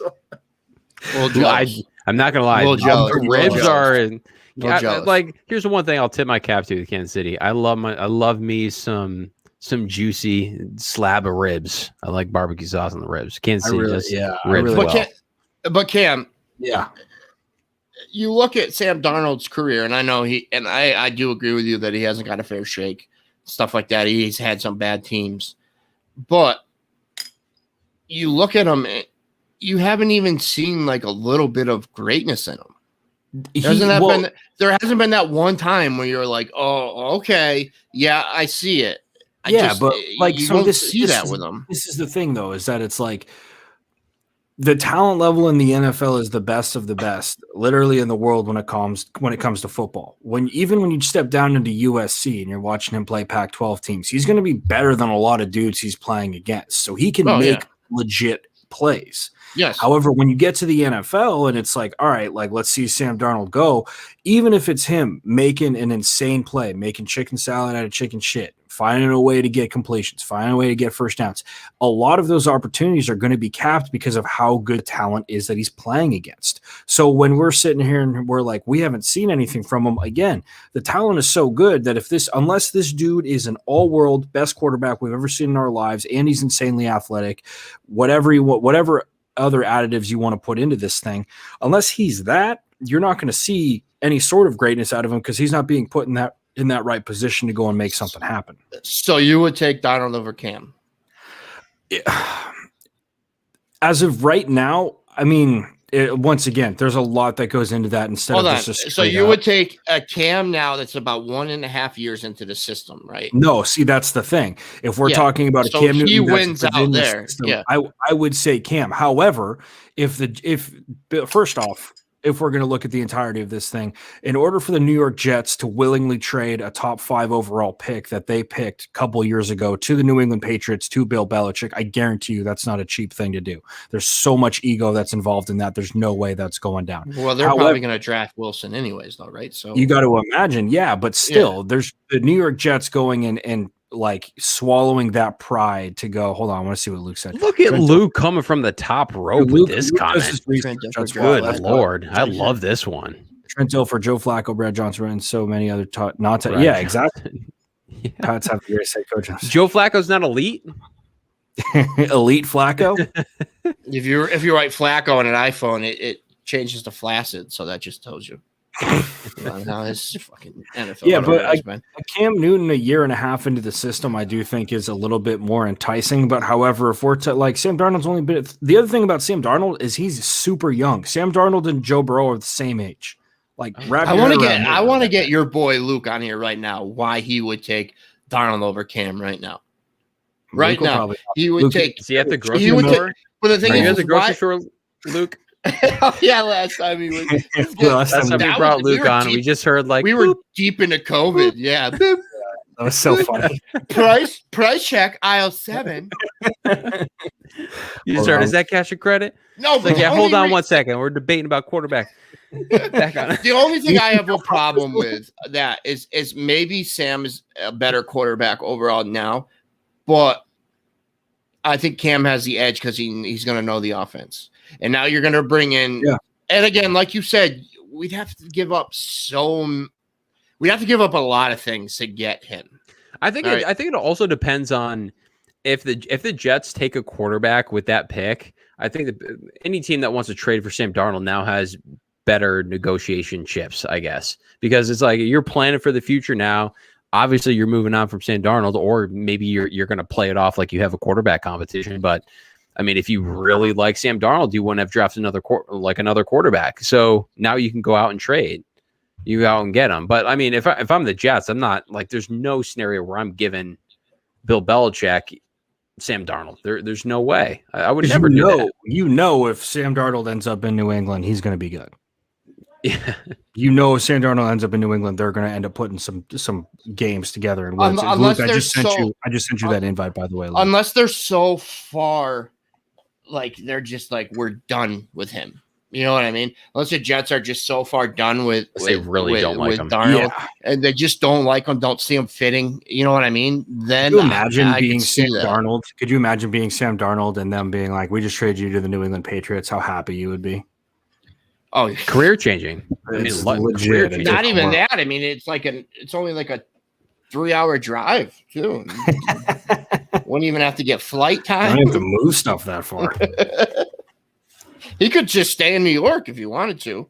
Yeah, it's kind of icy ghost. Before we get him on, Brady's living in New York, but then talking all this garbage about living in Boston.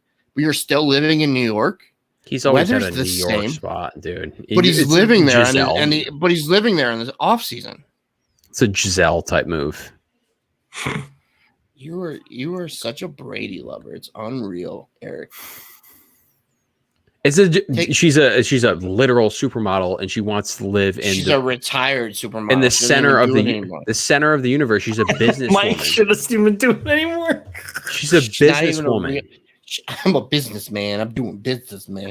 if you're a celeb like that, you got to be in New York or LA. I mean, Miami doesn't have all the connections that Giselle's looking for to create her whatever deal she's Miami's got to be a sick spot to live. I just got to say that. Yeah. Miami seems more and more enticing. You mean Giselle Ono?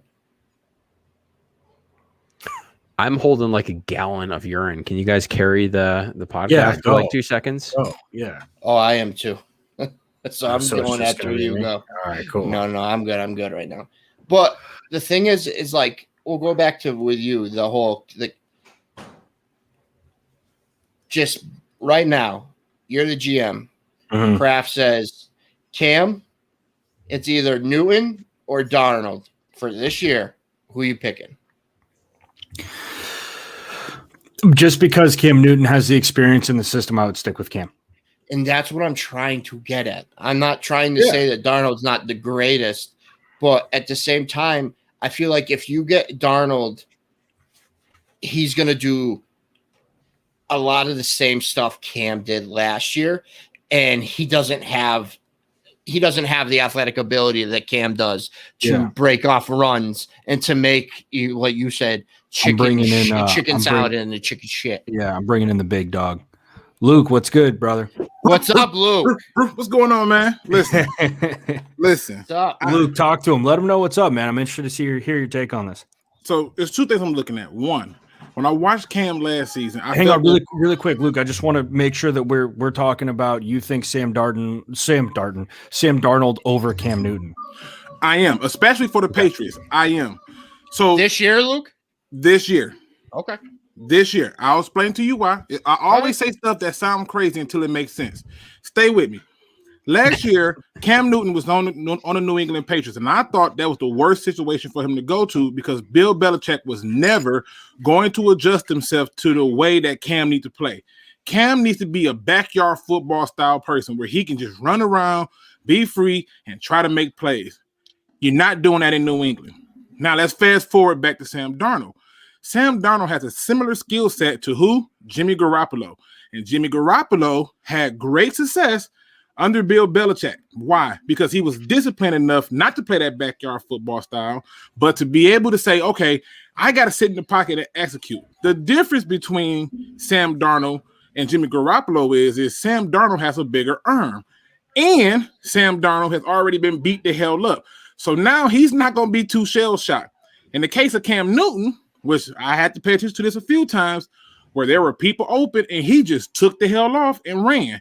And I said to myself, what was the point? And the first thing that happened was they got into a bed down in distance.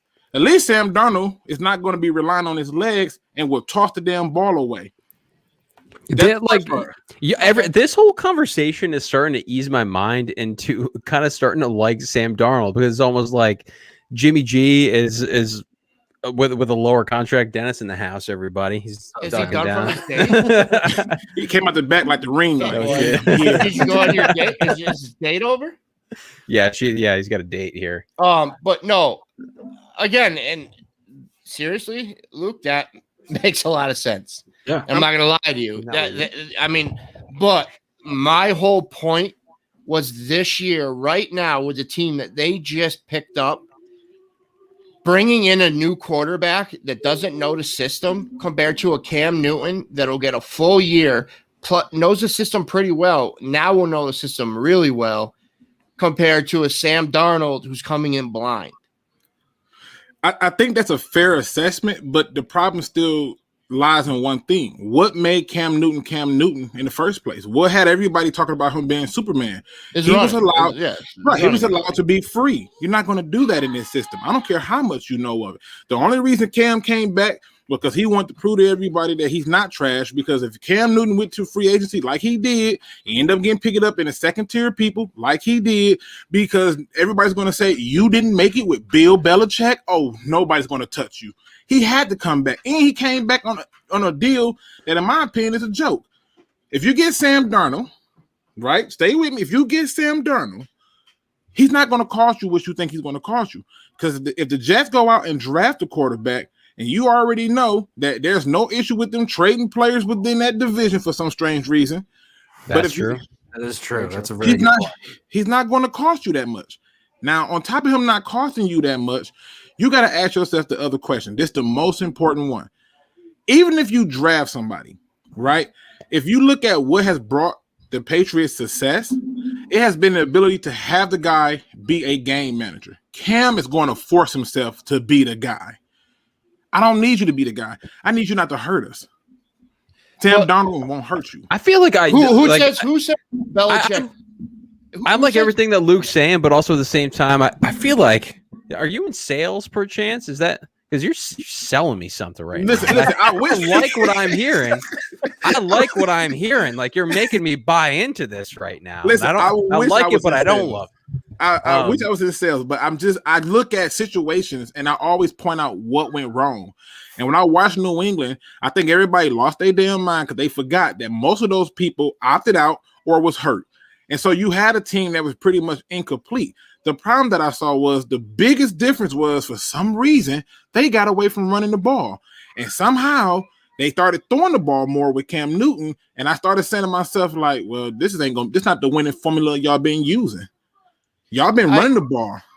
I agree and disagree, because once Harris came on the scene, they started running the ball a lot.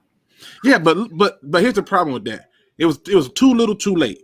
And at that point, you had Cam Newton, who's claiming that COVID messed him up. I ain't gonna argue. May have, may not have.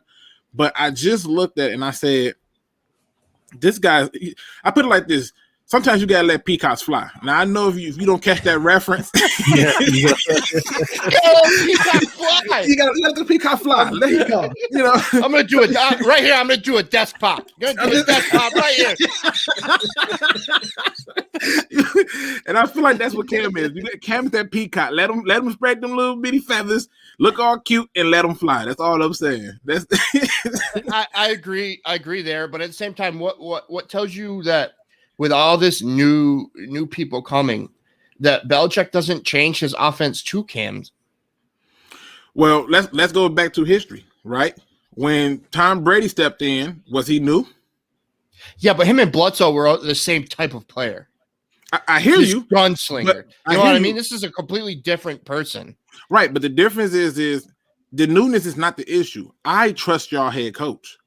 I believe in y'all head coach. I know that y'all have a head coach who can adjust things.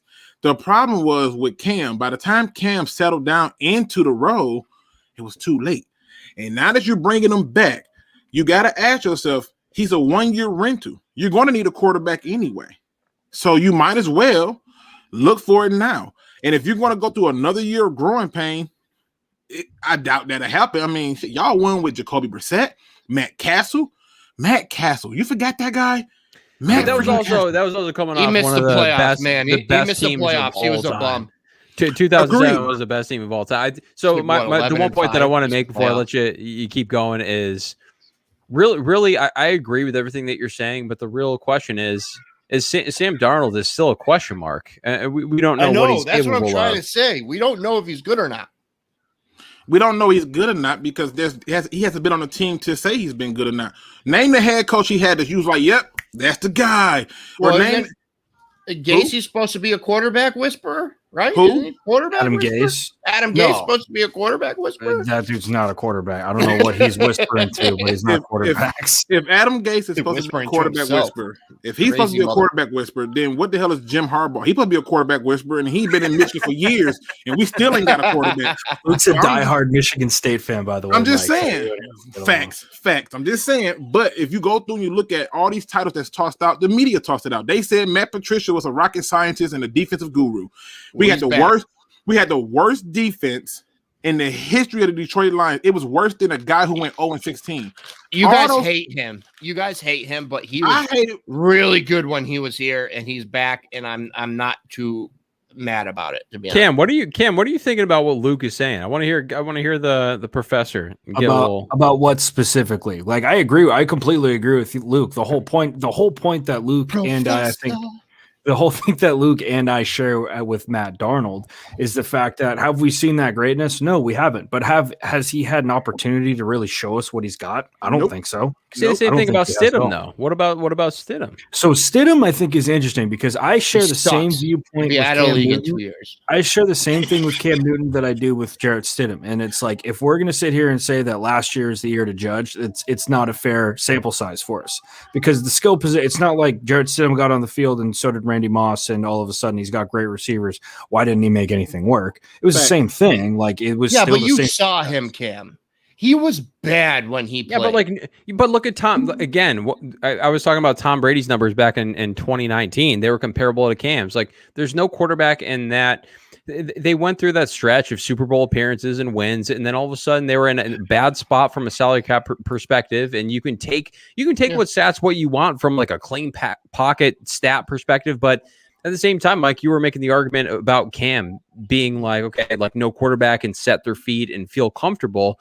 Like a young quarterback like Stidham is going to struggle. Any young quarterback is going to struggle in that scenario, even with Belichick there. So that's facts. And plus to add on to that, you're taking the most important key component out.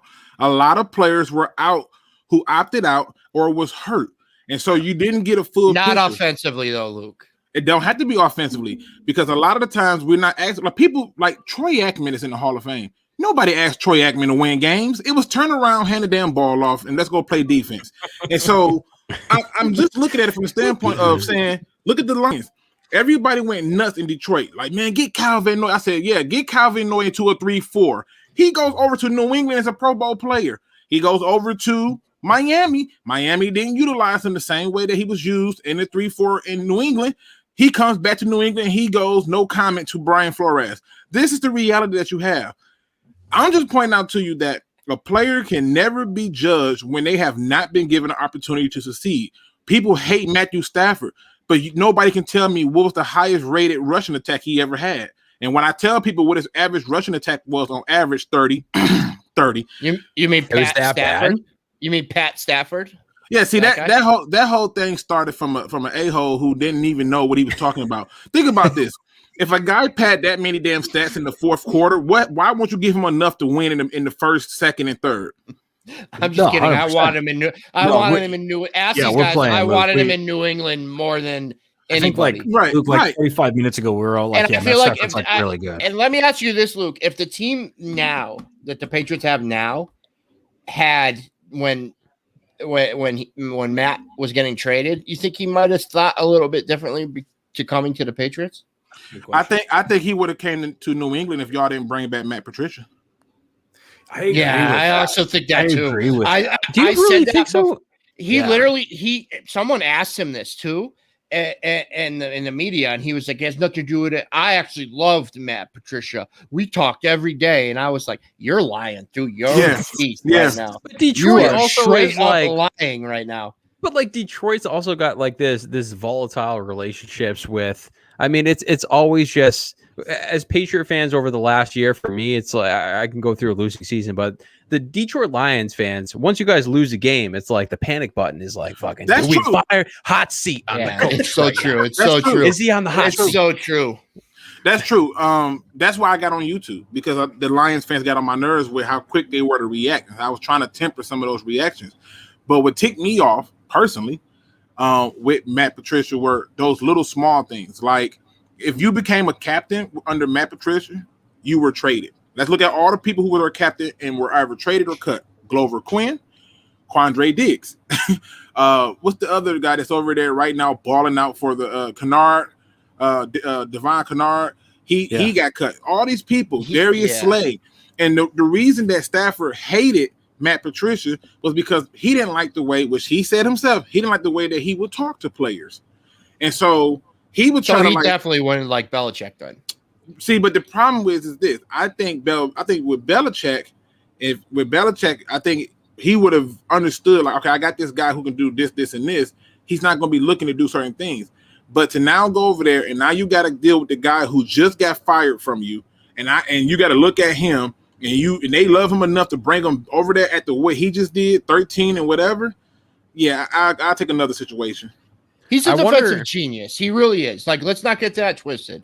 He won the Patriots a Super Bowl, I think. To be honest.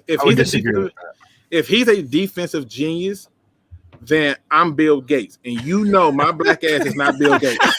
You honestly don't think that you don't think he's not the 2018 year, 18 years defense wasn't one reason that they won that Super Bowl? I think that if you look at most of the Super Bowls that y'all had, including the 2018 year, if the other team don't shoot themselves in the foot trying to be the smart guy in the room, you lose that Super Bowl. Well, no, you can say that about the Falcons for sure. I mean, the Falcons, the Seahawks, they did some stupid stuff. Yeah, the Seahawks. I mean, you got Marshawn Lynch. Yeah, you got Marshawn Lynch on the 1 yard line. Throw the ball. That's something Eric would do in Madden. That's like the call Aaron would do. Eric Adorable. Would do in Madden. I have a question about. I said a question. NHL. It kind of slipped my mind. A Detroit Lions question. Cam, what do you got in response to what Luke? I need more Cam right now. You've been kind of silent. No, because I love what Luke said. Luke and I tend to agree on a lot. No, I agree. And the reason why I wouldn't say that Patricia's, a defensive genius is just because, like, you look at the track record in Detroit, and I think that it's a big problem with coaches who come out of New England is they come out of New England assuming they have the pedigree of Bill Belichick, and then they get. That was my question to Luke too. Sorry, keep going. But I mean that's it. Honestly, that's it. Like, the only guy who has really gone into a spot and made it somewhat successful. Now he's got a ton of tools to do it and a ton of opportunities. Brian Flores. Brian Flores could be the most successful coach to come out of that. He is. He is. Is 1,000,000%. He is. Yeah. Dude, I that's something that I think about, and I was about to ask Luke is you have these predecessors that are used to a system, and also players just. I mean, what's his name? The cornerback that we just signed, talking about how blown away he was just meeting Belichick, and he was freaking out and he screamed. Jalen Mills. Yep, and he was screaming when he saw Belichick, and it's and nobody has that type of pull. I mean, there's a couple of coaches that have that type of pull, but these other coaches that have that they just, I feel like they assume they have the respect and the authority over players and they can talk to players in a certain way. I really wonder if that's what happened in Detroit. Maybe he just lost the trust of the players pretty quickly. It's exactly what happened. This is exactly when he entered the building. He came in with this attitude that I'm going to do exactly what Bill Belichick did. And you look at Mike Vrabel and you look at Brian Flores, they came in and said, I'm going to do the total opposite of what he did, but take some of the best parts of what he did. And the first thing they did was they delegated a lot of stuff to the leaders and to pushing forward agenda. He came in insulting people. I'm Mr. It's me, Matt Patricia. I want this and this built. This is going to be better. And you couldn't tell him nothing. There was a story that was said by Darius Slay and by Damian Snacks Harrison, where they saw that there was an issue in one of the defensive schemes, brought it to his attention. It was shot down. And he said, okay, I'm going to just do what you told me to do. Well, they did it in the game. It resulted in a 78-yard touchdown. And then Damian Snacks Harris said, hey, if I get in this damn coaching room and he said anything to me about that play, I'm going to lose it. Sure enough, Patricia came in and was like, I didn't tell you to go there. And then he lost it. And so he lost the locker room so quick because he was doing that. And on top of that, he was literally not even creating competition. He was just bringing people in from New England and saying, you're the starter. How in the hell does Tavon Wilson, he started 5 games for the New England Patriots. Y'all had multiple injuries at safeties. Y'all drafted multiple safeties, and he still started 5 games. But he comes to Detroit and starts 39 games. He was better than Glover Quinn. He was better than Tracy Walker. He takes Jared Davis out of the starting lineup for people like Christian Jones. What the hell? Like, are you serious? It was so much. Go ahead. How more? Okay, I think I go on your YouTube. I love listening to you guys. You were a big Matt Stafford guy, right? You love Matt Stafford, and that's fine. And I loved him too. I asked these guys, I wanted him badly. But how do you feel about your quarterback now? I'm okay with it because you got to also look at the alternative. We could be the Chicago Bears with Andy Dalton, and I would be pissed, right? Because we just talked about it before you came on, and we think that besides the Buccaneers, the Rams were the best choice in the NFC because of Matt Stafford. They might be my Super Bowl pick. The Rams defense, I really like the Rams defense. So does it bother you that they would give it to someone like a team like that compared to maybe a team out of your division? No, because I'm a Lions fan, but I'm also a Bucs fan. So and I'm a Seahawks fan too. It's not true. You can't do that. You can't do that. Listen, I'm telling you, listen. When I was cops right now, that's a technical foul. Listen. Let me explain. Let me explain. When I was little, my family, if you go to my family, everything is Steeler Nation, right? And so I got so tired of Steelers, everything. I got tired of it. So what ended up happening was my favorite player was Warren Sapp. Wait. So your whole family is Steelers fans? Yes. And so was this like, were you like mad at somebody in your family? And you're like, hey, I'm you have to check out this jersey. Like they undercooked the rib on Sunday dinner, and you were just like, no, you know what it was? Pittsburgh. You know what it was? It was. I love the underdog story, and I love those players and those teams who really don't get the love that it has. So when I was little, I really did fall in love with the Buccaneers popsicle colors. I thought they was dope as crap. Like I'm like, these are nice. The creamsicles. The creamsicles, I loved them, right? Okay. And so I was a big Warren Sapp fan. I liked the Tony Dungy, and I liked what they were doing because they were all about the defense. So I fell in love with them. Seattle, I fell in love with them because of Super Tecmo Bowl. And so on Super Tecmo Bowl, they had that game. I can't. Dude, that game was awesome. It made me fall in love with Seattle because they had a lot of players I love, like LeVon Kirkland and Steve Atwater and Ricky Waters, and I fell in love with them. Wait, so let me take a wild guess. So you were born in 1982? You gotta go back a little bit further, just a little bit. 1974? 80. Okay. 80. Yeah. I was pretty close with the 82. Yeah. Yep. I was pretty close. But what happened? So you're about 9 years older than everybody here. It happens. No, 6. Huh? I'm 88. I'm an 88 baby. Yeah, see, right. Remember NFL Game Day? Anybody remember NFL? I do Game remember Day? NFL Game Day. Mike Allstott, you just it's a cheat code. Oh, dude, 4th and 1, you just hand him the ball. Never been a better player in any NFL game. But that's how I fell in love with those players. So when I looked at Stafford going to the Rams, I was happy for him because I'm like, you're going to get a chance to go with a real coach, a team that's pretty much made, and they're going to run the ball. The only thing that can go wrong if they do the same thing to him that we did in Detroit, which is ride him to death. You have to run the ball. Okay. So the point I was trying to get at is, as at this point, I'm still I'm not happy with Tom Brady and the move that he made, even a year and a half later, right? Are you okay with seeing Matt Stafford succeed in another jersey? Yes. Much different situations, though, I do want to point out. I do want to say it is because, I mean, what is Matt Stafford? 12 years he played for you? 12 years for Detroit, but I'm a fan of football first. So I'm always going to praise the players. Different than me. I'm a Patriots guy first. So that's where it comes at me. Yeah. I'm 100% a football fan first. And so I will call my team out when they do dumb stuff. I will call them out when they do good stuff. And it's just the reality of it is I want to see him succeed. I know that when he had Russian attack, he had such success.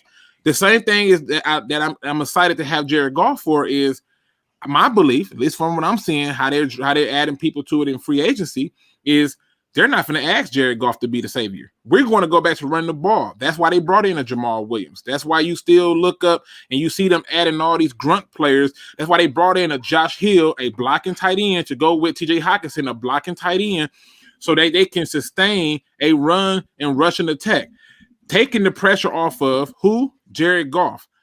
We should be a run-first team, and I think most teams in the NFL who are run-first team, not solely run, but run first, those teams succeed more than those teams who are all pass first. It's just the reality. All right, that's all I had the question for. I mean, I'm a little different when it comes to it. So. I want to party with the Detroit guys. I said this last time, but dude, I know, right? I just plugged in 8 Mile into my maps, and you ain't that far. So 8 Mile. No, I mean, yeah. 8 Mile is notorious because 8 Mile sits on the border of Detroit and a lot of suburbs. And so why it's such a huge difference is because there's always been a fight about where the line starts at on 8 Mile. Because if the line moves over those suburban houses, guess what? Their insurance goes up. So free one, free, fuck free world, And it is crazy. It's crazy because a lot of people all go, yeah, it's funny. My roommate was from Detroit in the military too. So Luke's real name is Clarence, I think. I'm telling you. And he had a real nice marriage. Yeah. Oh, the Patriots coaching tree. That's a good one. That's a really good one. I think there is no Patriots coaching tree. I just don't. There's not. Yeah, it's Belichick. I think it starts with Belichick and it ends with Belichick. Right. I think Belichick, he needs perfection, and if it doesn't last, you're gone. And then it showed. I mean, like we said, Flores is probably his number one coach right now that's done anything, and he hasn't really done much because they missed the playoffs. You know what I mean? So, but at the same time, he's got a good team and he's got a good thing going. But everything else, what do you guys think? There not much, not many coaches like. Not McDaniels made the right move of not wanting to be a head coach and moving back because I don't know how good he would be. We saw it 1 year, it didn't work out with Denver, and I don't know if it will ever work out. I think no matter who comes out of New England, and this is how I knew it got real bad for coaches out of New England. When I watched Charlie Weiss go to Notre Dame, and you can't coach college, I was like, "Oh, watch your mouth." Watch your tone. Watch your tone. Watch a big Notre Dame. Watch it really bad. He couldn't coach Notre Dame though. What do you mean? He did a pretty damn good job. What is pretty good to you? Notre Dame's the thing with me is I'm starting to learn, and it sucks. Notre Dame is going to be a top 6-team all the time and not anything better. So they are.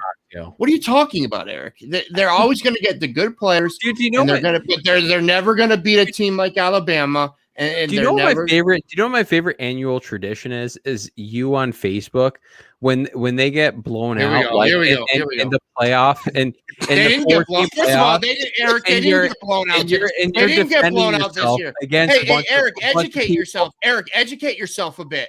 And know that Notre Dame held Alabama to the lowest points in the last 3 years. Right now. Educate yourself. It doesn't matter. Alabama is a fucking juggernaut, Eric. Nobody's gonna beat them. So, oh my God, you're doing it. You're like out of it's my favorite. Name 6 college teams too. By the way, Eric, name 6 college teams that are top 6. Okay. I feel like it's hard to really even gauge what Notre Dame did this year because it was COVID. So I'm not trying to kill Notre Dame, but I feel like Notre Dame, to me, it's a good head coach away. They do get the good talent and stuff, but when they go against those better teams, they get bullied. It's just they'll never get great talent because you have to read to get into Notre Dame. Well, you know what? It's funny because it's one of the reasons. Very true. It's one of the reasons that when we were doing a coaching search and everybody's like, who do you want? I was like, I want David Shaw. And they was like, why? And I was like, how does this team keep winning and you can't get in there without a 3.8? I don't understand. like, how is he finding these players? Why do you think Notre Dame breeds offensive linemen? Because you got to be smart to play offensive line, and they have the best. Yeah, but Notre Dame, I'm going to leave some stories alone. Notre Dame have allowed some idiots in. I'm going to just leave it at that. I know some people who personally went to Notre Dame to play football, and they are not smart. I promise you. They're damn good athletes. That's why I brought you up. My grandpa went, and he was a saint. All right. So, okay. All right. Let's talk about the schedule coming up. Because I was talking about the Patriots schedule and the Bills schedule. I mean, obviously they're very close, Eric, right? But no, the opponents are set in stone. Opponents are set. The time's not set, right? We have the opponents, and the Bills are the big threat to the Patriots at this point. I really think the Patriots are going to get to 12 wins. What about the Buccaneers? What about the Buccaneers? 12 wins for the Patriots? Yes. This year. What's their schedule? What's their schedule before we say no? Should we pull it up? Yeah, pull up the schedule real quick. We'll do an early because a lot of this you have to realize a lot of this we do know home and away too, right? At this point, yes. We just don't know. We just don't know when they're going to be during the season. The thing about the Bills schedule is I looked at the Bills schedule and there's a couple teams that are different, but I was like, damn, there's like only 3 teams that could beat the Bills. You have some sort of infatuation with the Buffalo Bills, huh? 3. All your TikToks about the Buffalo Bills. Dude, it's Bills Nation. Dude, there are opponents this year. And also, by the way, you're sleeping on Miami too. You're sleeping on Miami as well. Yeah, I'll fucking take NyQuil on Miami. I'm sleeping on Miami. But dude, I'll take some melatonin on you. Again, I was calling out Buffalo being good like 2 years ago, and Mike last year you're like, I don't know. I think the Buffalo Bills might be good. I said I've been saying this for 2 years. I've been all over the Bills. Well, listen, for a couple years. First of all, don't act like I'm always drunk because that's not the case. That's what it sounded like there. Secondly, Buffalo was that was actually me talking. I was doing an impression. Was going to be good. Are you? How much Bud Lights have you had? He's been feeding me nips. He's been feeding me nips over here. No, but you're right. You're right. I was big on, but a lot of people were big on Buffalo last year, though. Even I'm pretty sure Cam, you were big on Buffalo last year too. Yeah. Yeah, but last year was Buffalo's year to get on the scene for sure. Apparently, they got robbed in the playoffs. According to first off, we got a question that says, "What do you think about the San Francisco 49ers?" So I think they're. No, I don't think that's a question. I think it says that it's confirmed, right? Or wait, Oh well, I was going to get to that one next too. But what do you think about the Niners? I mean, they're consistently putting themselves in the right spot to be in. I think Lynch has done an incredible job with them.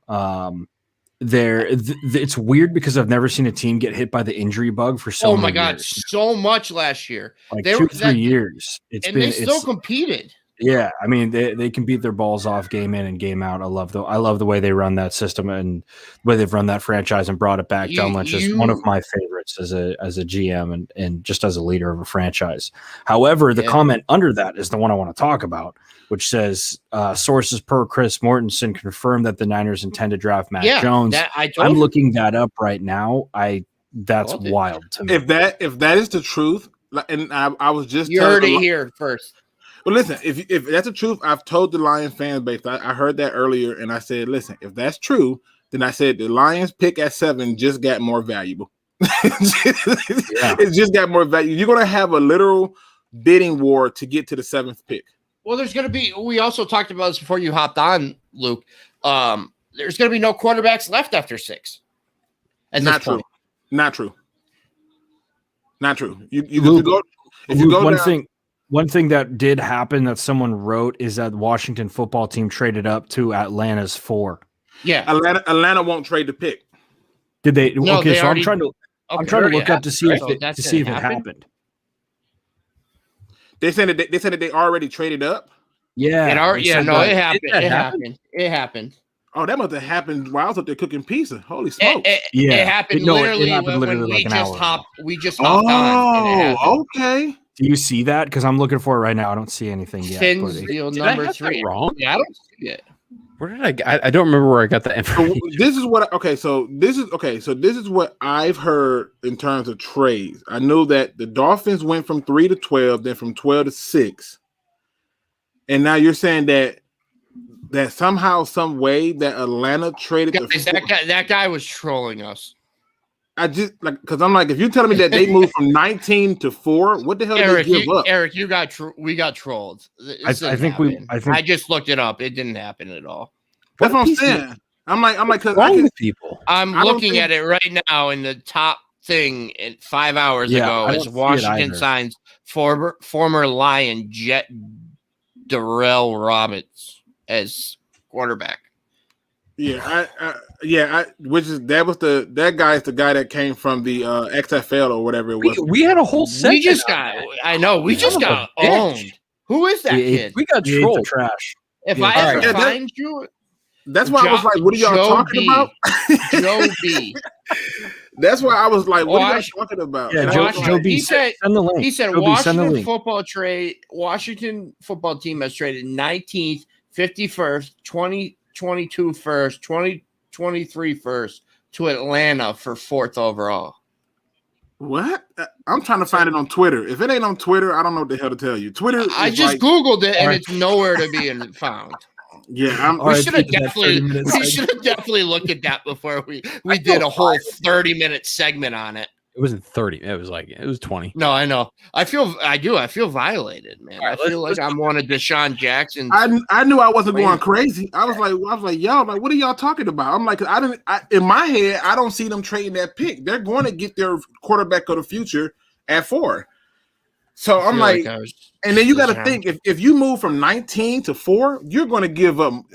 Look what we got for Stafford. Yeah. Look, like what? No. Yeah. That guy just said, "I'm coming on this podcast and ruining it for them."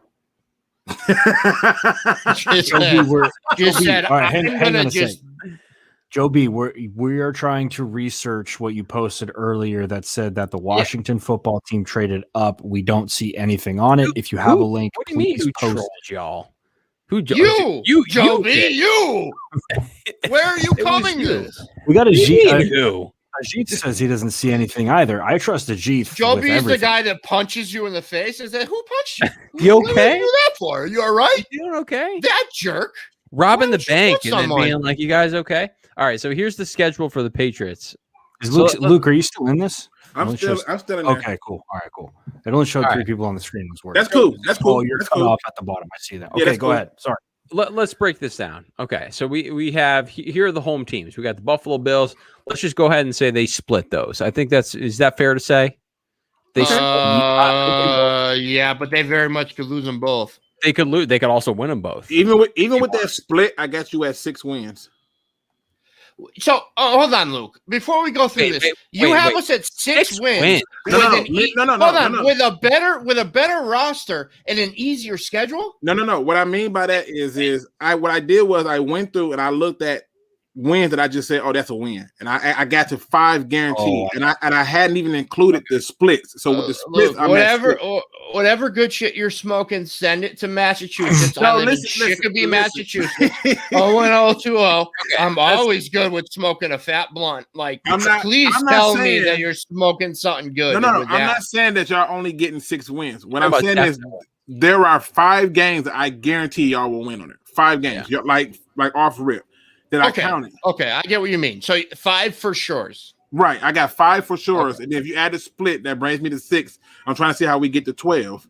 All right, so let me walk you through to start home. Go home and away. Just do it that way. First of all, there's going to be 17 games. It's like an 80% chance there's going to be 17 games. So. Right. Buffalo Bills, I'm going to say they're going to split those just for the sake of this argument. Well, just start with them so we can go 1-0. So say that game they go 0-1. We'll just start 0-1 with them. All right. Cleveland Browns, I think they're going to dominate the Cleveland Browns. I think so we're at 1-1. Jacksonville Jaguars are a joke. So that's 2-1. Miami Dolphins, I think we're at 3-1. Yeah. No, we're not going to split that. New Orleans Saints, who's quarterbacking? What's going on there? I think we're at 4-1. New York Jets. I mean, do you want to plug in a middle school team there? 5-1. 5-1. Tampa Bay 6-2. 5-2. Fine. 5-2. 5-2. They lose that game. Okay. Tennessee Titans. I'll give it to them. I think the Titans beat y'all. Okay, 5-3. 5-3. 5-3. Falcons. Win. 6-3. Buffalo Bills get the other one back. 7-3. Carolina Panthers. Win. 8-3. Houston Texans. We're busy sexually assaulting people to play football. 9-3. 9-3. Allegedly. No massages needed. 9-3 win. Chargers. This is a toss-up. I think y'all lose that game. Win. Why? They killed them last year. Right, I do. I think y'all killed them last year, but I think with a worse team. Yeah, but the difference is you're gonna have like the same reason you're trying to hype up Cam Newton. I'm telling you that you got a quarterback who's in his second year playing on that team, and they have added some new weapons. But they're coming to Foxborough. I mean, no, that's an away game. Y'all got an away game. Yeah, but at the same time, that's so strange that they have to play because this is the other part that I don't think that people realize when it comes to football, and it irritates me. I guarantee you that game is going to be like 4:30 or late, and I hate when they make those East Coast teams travel to the West Coast. That might be a Thursday night game. Oh wait a second. Before we're talking about that, what do you mean, Joe B? I didn't post that.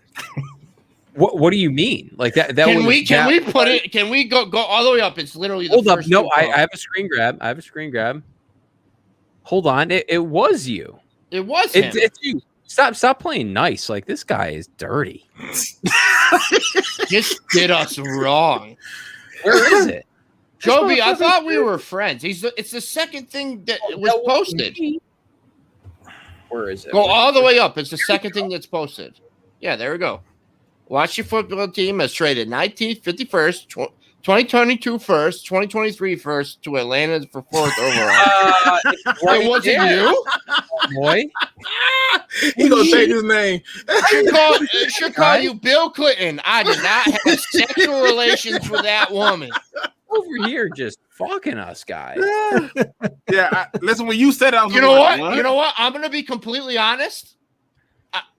I respect him a little bit to lie until you die. Literally just lied till he died. Like, I'm lying till I'm 100% caught. Like, I didn't post that, guys. Yeah. Oh no, it's exactly you. That's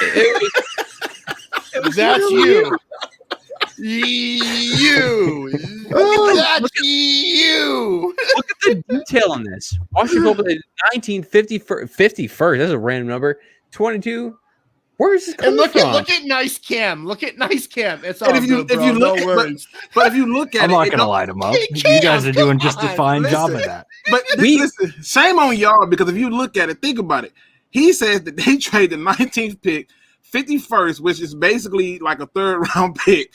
But they got 3 first rounds. And then 2 more first rounders. They got 3 first rounds for him, dude. That's not like we can't like dude, say listen, listen. That's not the going rate, right? Listen, look, that's the going rate right now for a top 3 It's not pick. the going rate. Listen, you got to think. Look what was paid from 12 to freaking 3, 9 spots. They just moved from freaking 19 to 4. But you just saw what. No, they moved from 14. No, it is 19. 19 to 4. But you just saw what the Dolphins did. I mean, it's a lot of that. The Dolphins went from. It's not so asinine that we're like, okay, let's look at like 20. That sounds like something that could happen. Wait, hold on. Wait. Listen, look, you were here. Don't even say anything. Stay with me. Think of the 19th pick. So you tell me that a team went from 4 to 19, got a first, a third, another first in 2022, a first in 2023. And then they get the 4th pick. No. Look, that's it. I feel abused. That's it. Joe B, like Deshaun Watson, you're gonna be. That's it. I'm done with you. Get him out of here. Get him out of here. He just abused us. All right, so abused us. This is kind of on Cam and Mike, because I'm over here like trying to type banners and do all this other thing. I just saw like Cam, of course he would blame it on us, right? 19th, like I'm wearing this one. The host of the show that should be looking stuff up. Numbers here, and I was like, "There's no way that he came up with 19th, 51st, 22nd, like typed that all out." And what a leader! It's basically what a leader you are. Basically, what he did was he took the actual trade that happened with the 49ers and the Dolphins. He took that trade, but the difference was they went from 12 to 3, 9 spots. Yeah. You talking about from 19? Joe B, explain yourself, bro. Like, don't just bounce. He's gone. Like, even if you were wrong, he's gone. He's getting hated on right now. Don't come back. Don't ever come back. All right,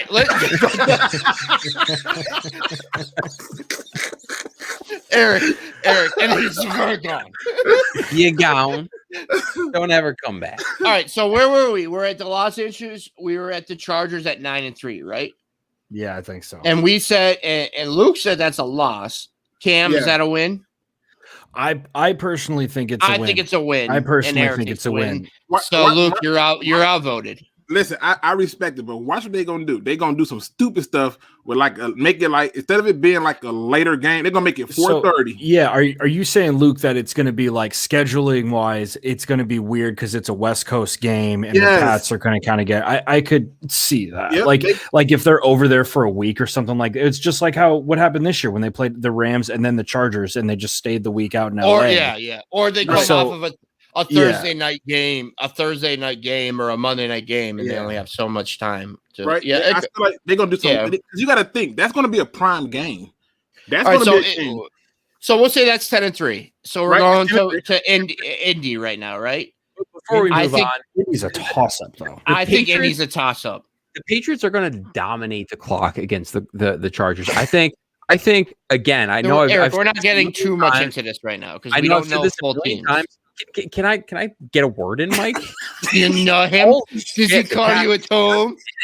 You get a couple nips, and it's like a monologue out here. Can I get a fucking couple words in here? So the fucking Chargers, when we play the Chargers, it's going to be a blowout. I think it's going to be Patriots by at least 10 in that game. I'm going to put it out there right now. I'll throw any bets that anybody wants out there. They're going to dominate the offensive line, and they're going to that game is going to be like fucking an hour. Hour long. Mike, that was your opportunity. Ten's a blowout in the NFL. Mike, that was your opportunity to get whatever he's smoking right there. That was it right there. 10 points a blowout. Eric just said 10's a blowout. 10 is a blowout. It's a blowout. I'm talking about you know what? And then they're going to play Indy next week, and they're going to blow them out by 3. They're going to blow Indy out by 3 next week. I'm talking about like they really ran away with it in the third quarter.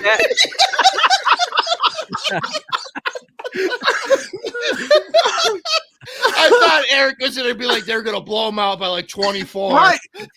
I'm waiting like he going to say like 21. Something. They're going to win by a touchdown and a field goal. 10 whole points. 10 whole points. What a blowout. We showed them. That's right. You guys 10 want to points. change numbers and maybe have a date or what? And you know what? You know what pisses me off more than anything is Cam laughs harder than anybody, and you just don't attack him. You attack us, but Cam gets out just clear. He did nothing.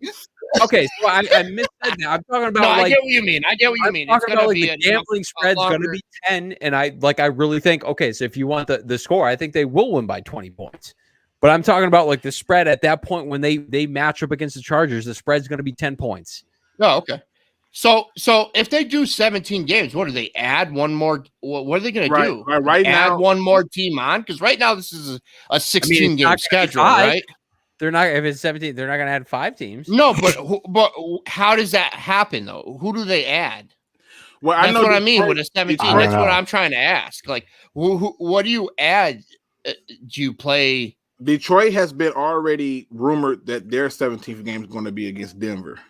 If you got to go by the division, the divisions, the outside division that you're playing. You know how you get those? You play a certain division and you got 2 games from another division. Yeah, you're adding the third game from that the division to 2, so you should just go through and pick it out. Yo, Joe B is denying plausible deniability. At this point. Dude. I'm about to fucking. Eric wants to find him. Eric is Liam Neeson right now. He has a very typical set of skills, and he will find you. I think if my dad called me up and he's like, "You're somebody at the restaurant slap your arm across the face," I'd be like, "I have to take care of this other guy first." I have to do this one other thing, but I will be right there. Like what? But what happens if Joe B was set up? What if this was just a setup? Right. Somebody just decided like that's the guy. Someone went at Joe B. Yeah, and made his life miserable on the Hook podcast. That is hysterical. Telling us the Washington football team made a disgusting trade. And they used the same formula. They used the same formula that happened for a trade that really went down. It just okay. Joe B is the type of person that cheats on his girlfriend and says no until they're literally all face to face and just like we cheated, like you cheated on my girlfriend. Joe B's like, nah, it never happened. That wasn't me. And the two girlfriends are like, yep. Yeah, you did. There's a video of you. Listen, Joe the video of him like penetrating. Joe it's like Joe B's face like straight up like this.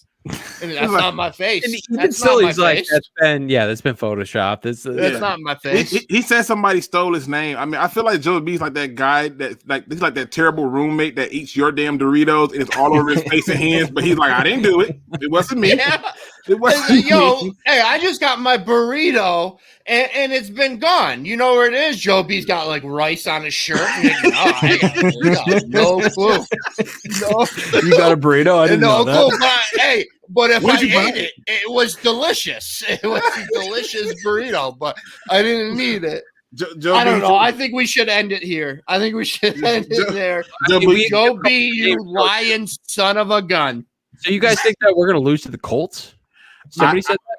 I think the Colts is a I think the Colts is a battle. Yeah, I think so too. I think the Colts are going to be good this year. Look at their running back.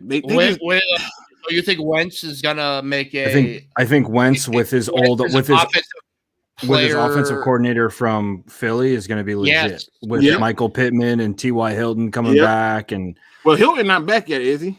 Yeah, he is signed a 1-year deal today. Okay, now what about? But it's the running game that I'm looking at. Taylor, the running game is sick. Naheem. Oh my god. Yeah, they're running. Yeah, no, I find it hard. Like I'm with Eric at this point. I find it hard to think that the Patriots record will be worse than it was last year, with the schedule being easier and the team being very much better right now at this point. Yeah, I agree. Well, listen, I got to get out of here, fellas. Man, I had too much fun today. Man, hey, anytime you want to come back, man. We'll do this we again had soon. some fun. We got to do this again.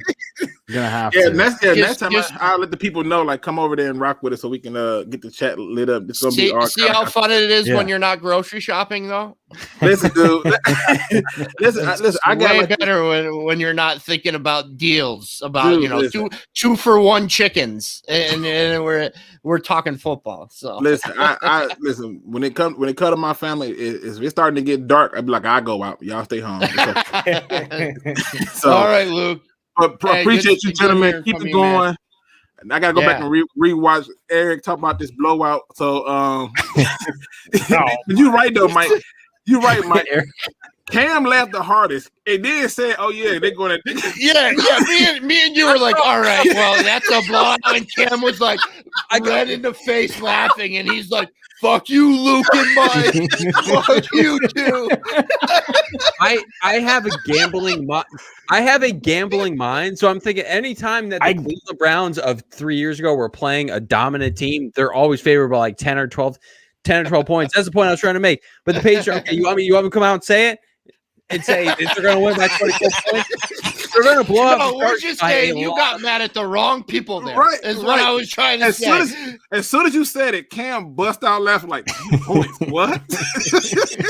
And we got yelled at. We got yelled at. All right. Hey, Luke, thanks for coming on, man. We've been on. Joe B, we've been on for like 2+ hours. We'll have you on next time, dude. Have a good one, fellas. Luke, thanks for coming on, bro. Some of me wants to know what Joe B looks like, though. I want to know what Joe B looks like. What? Detroit what?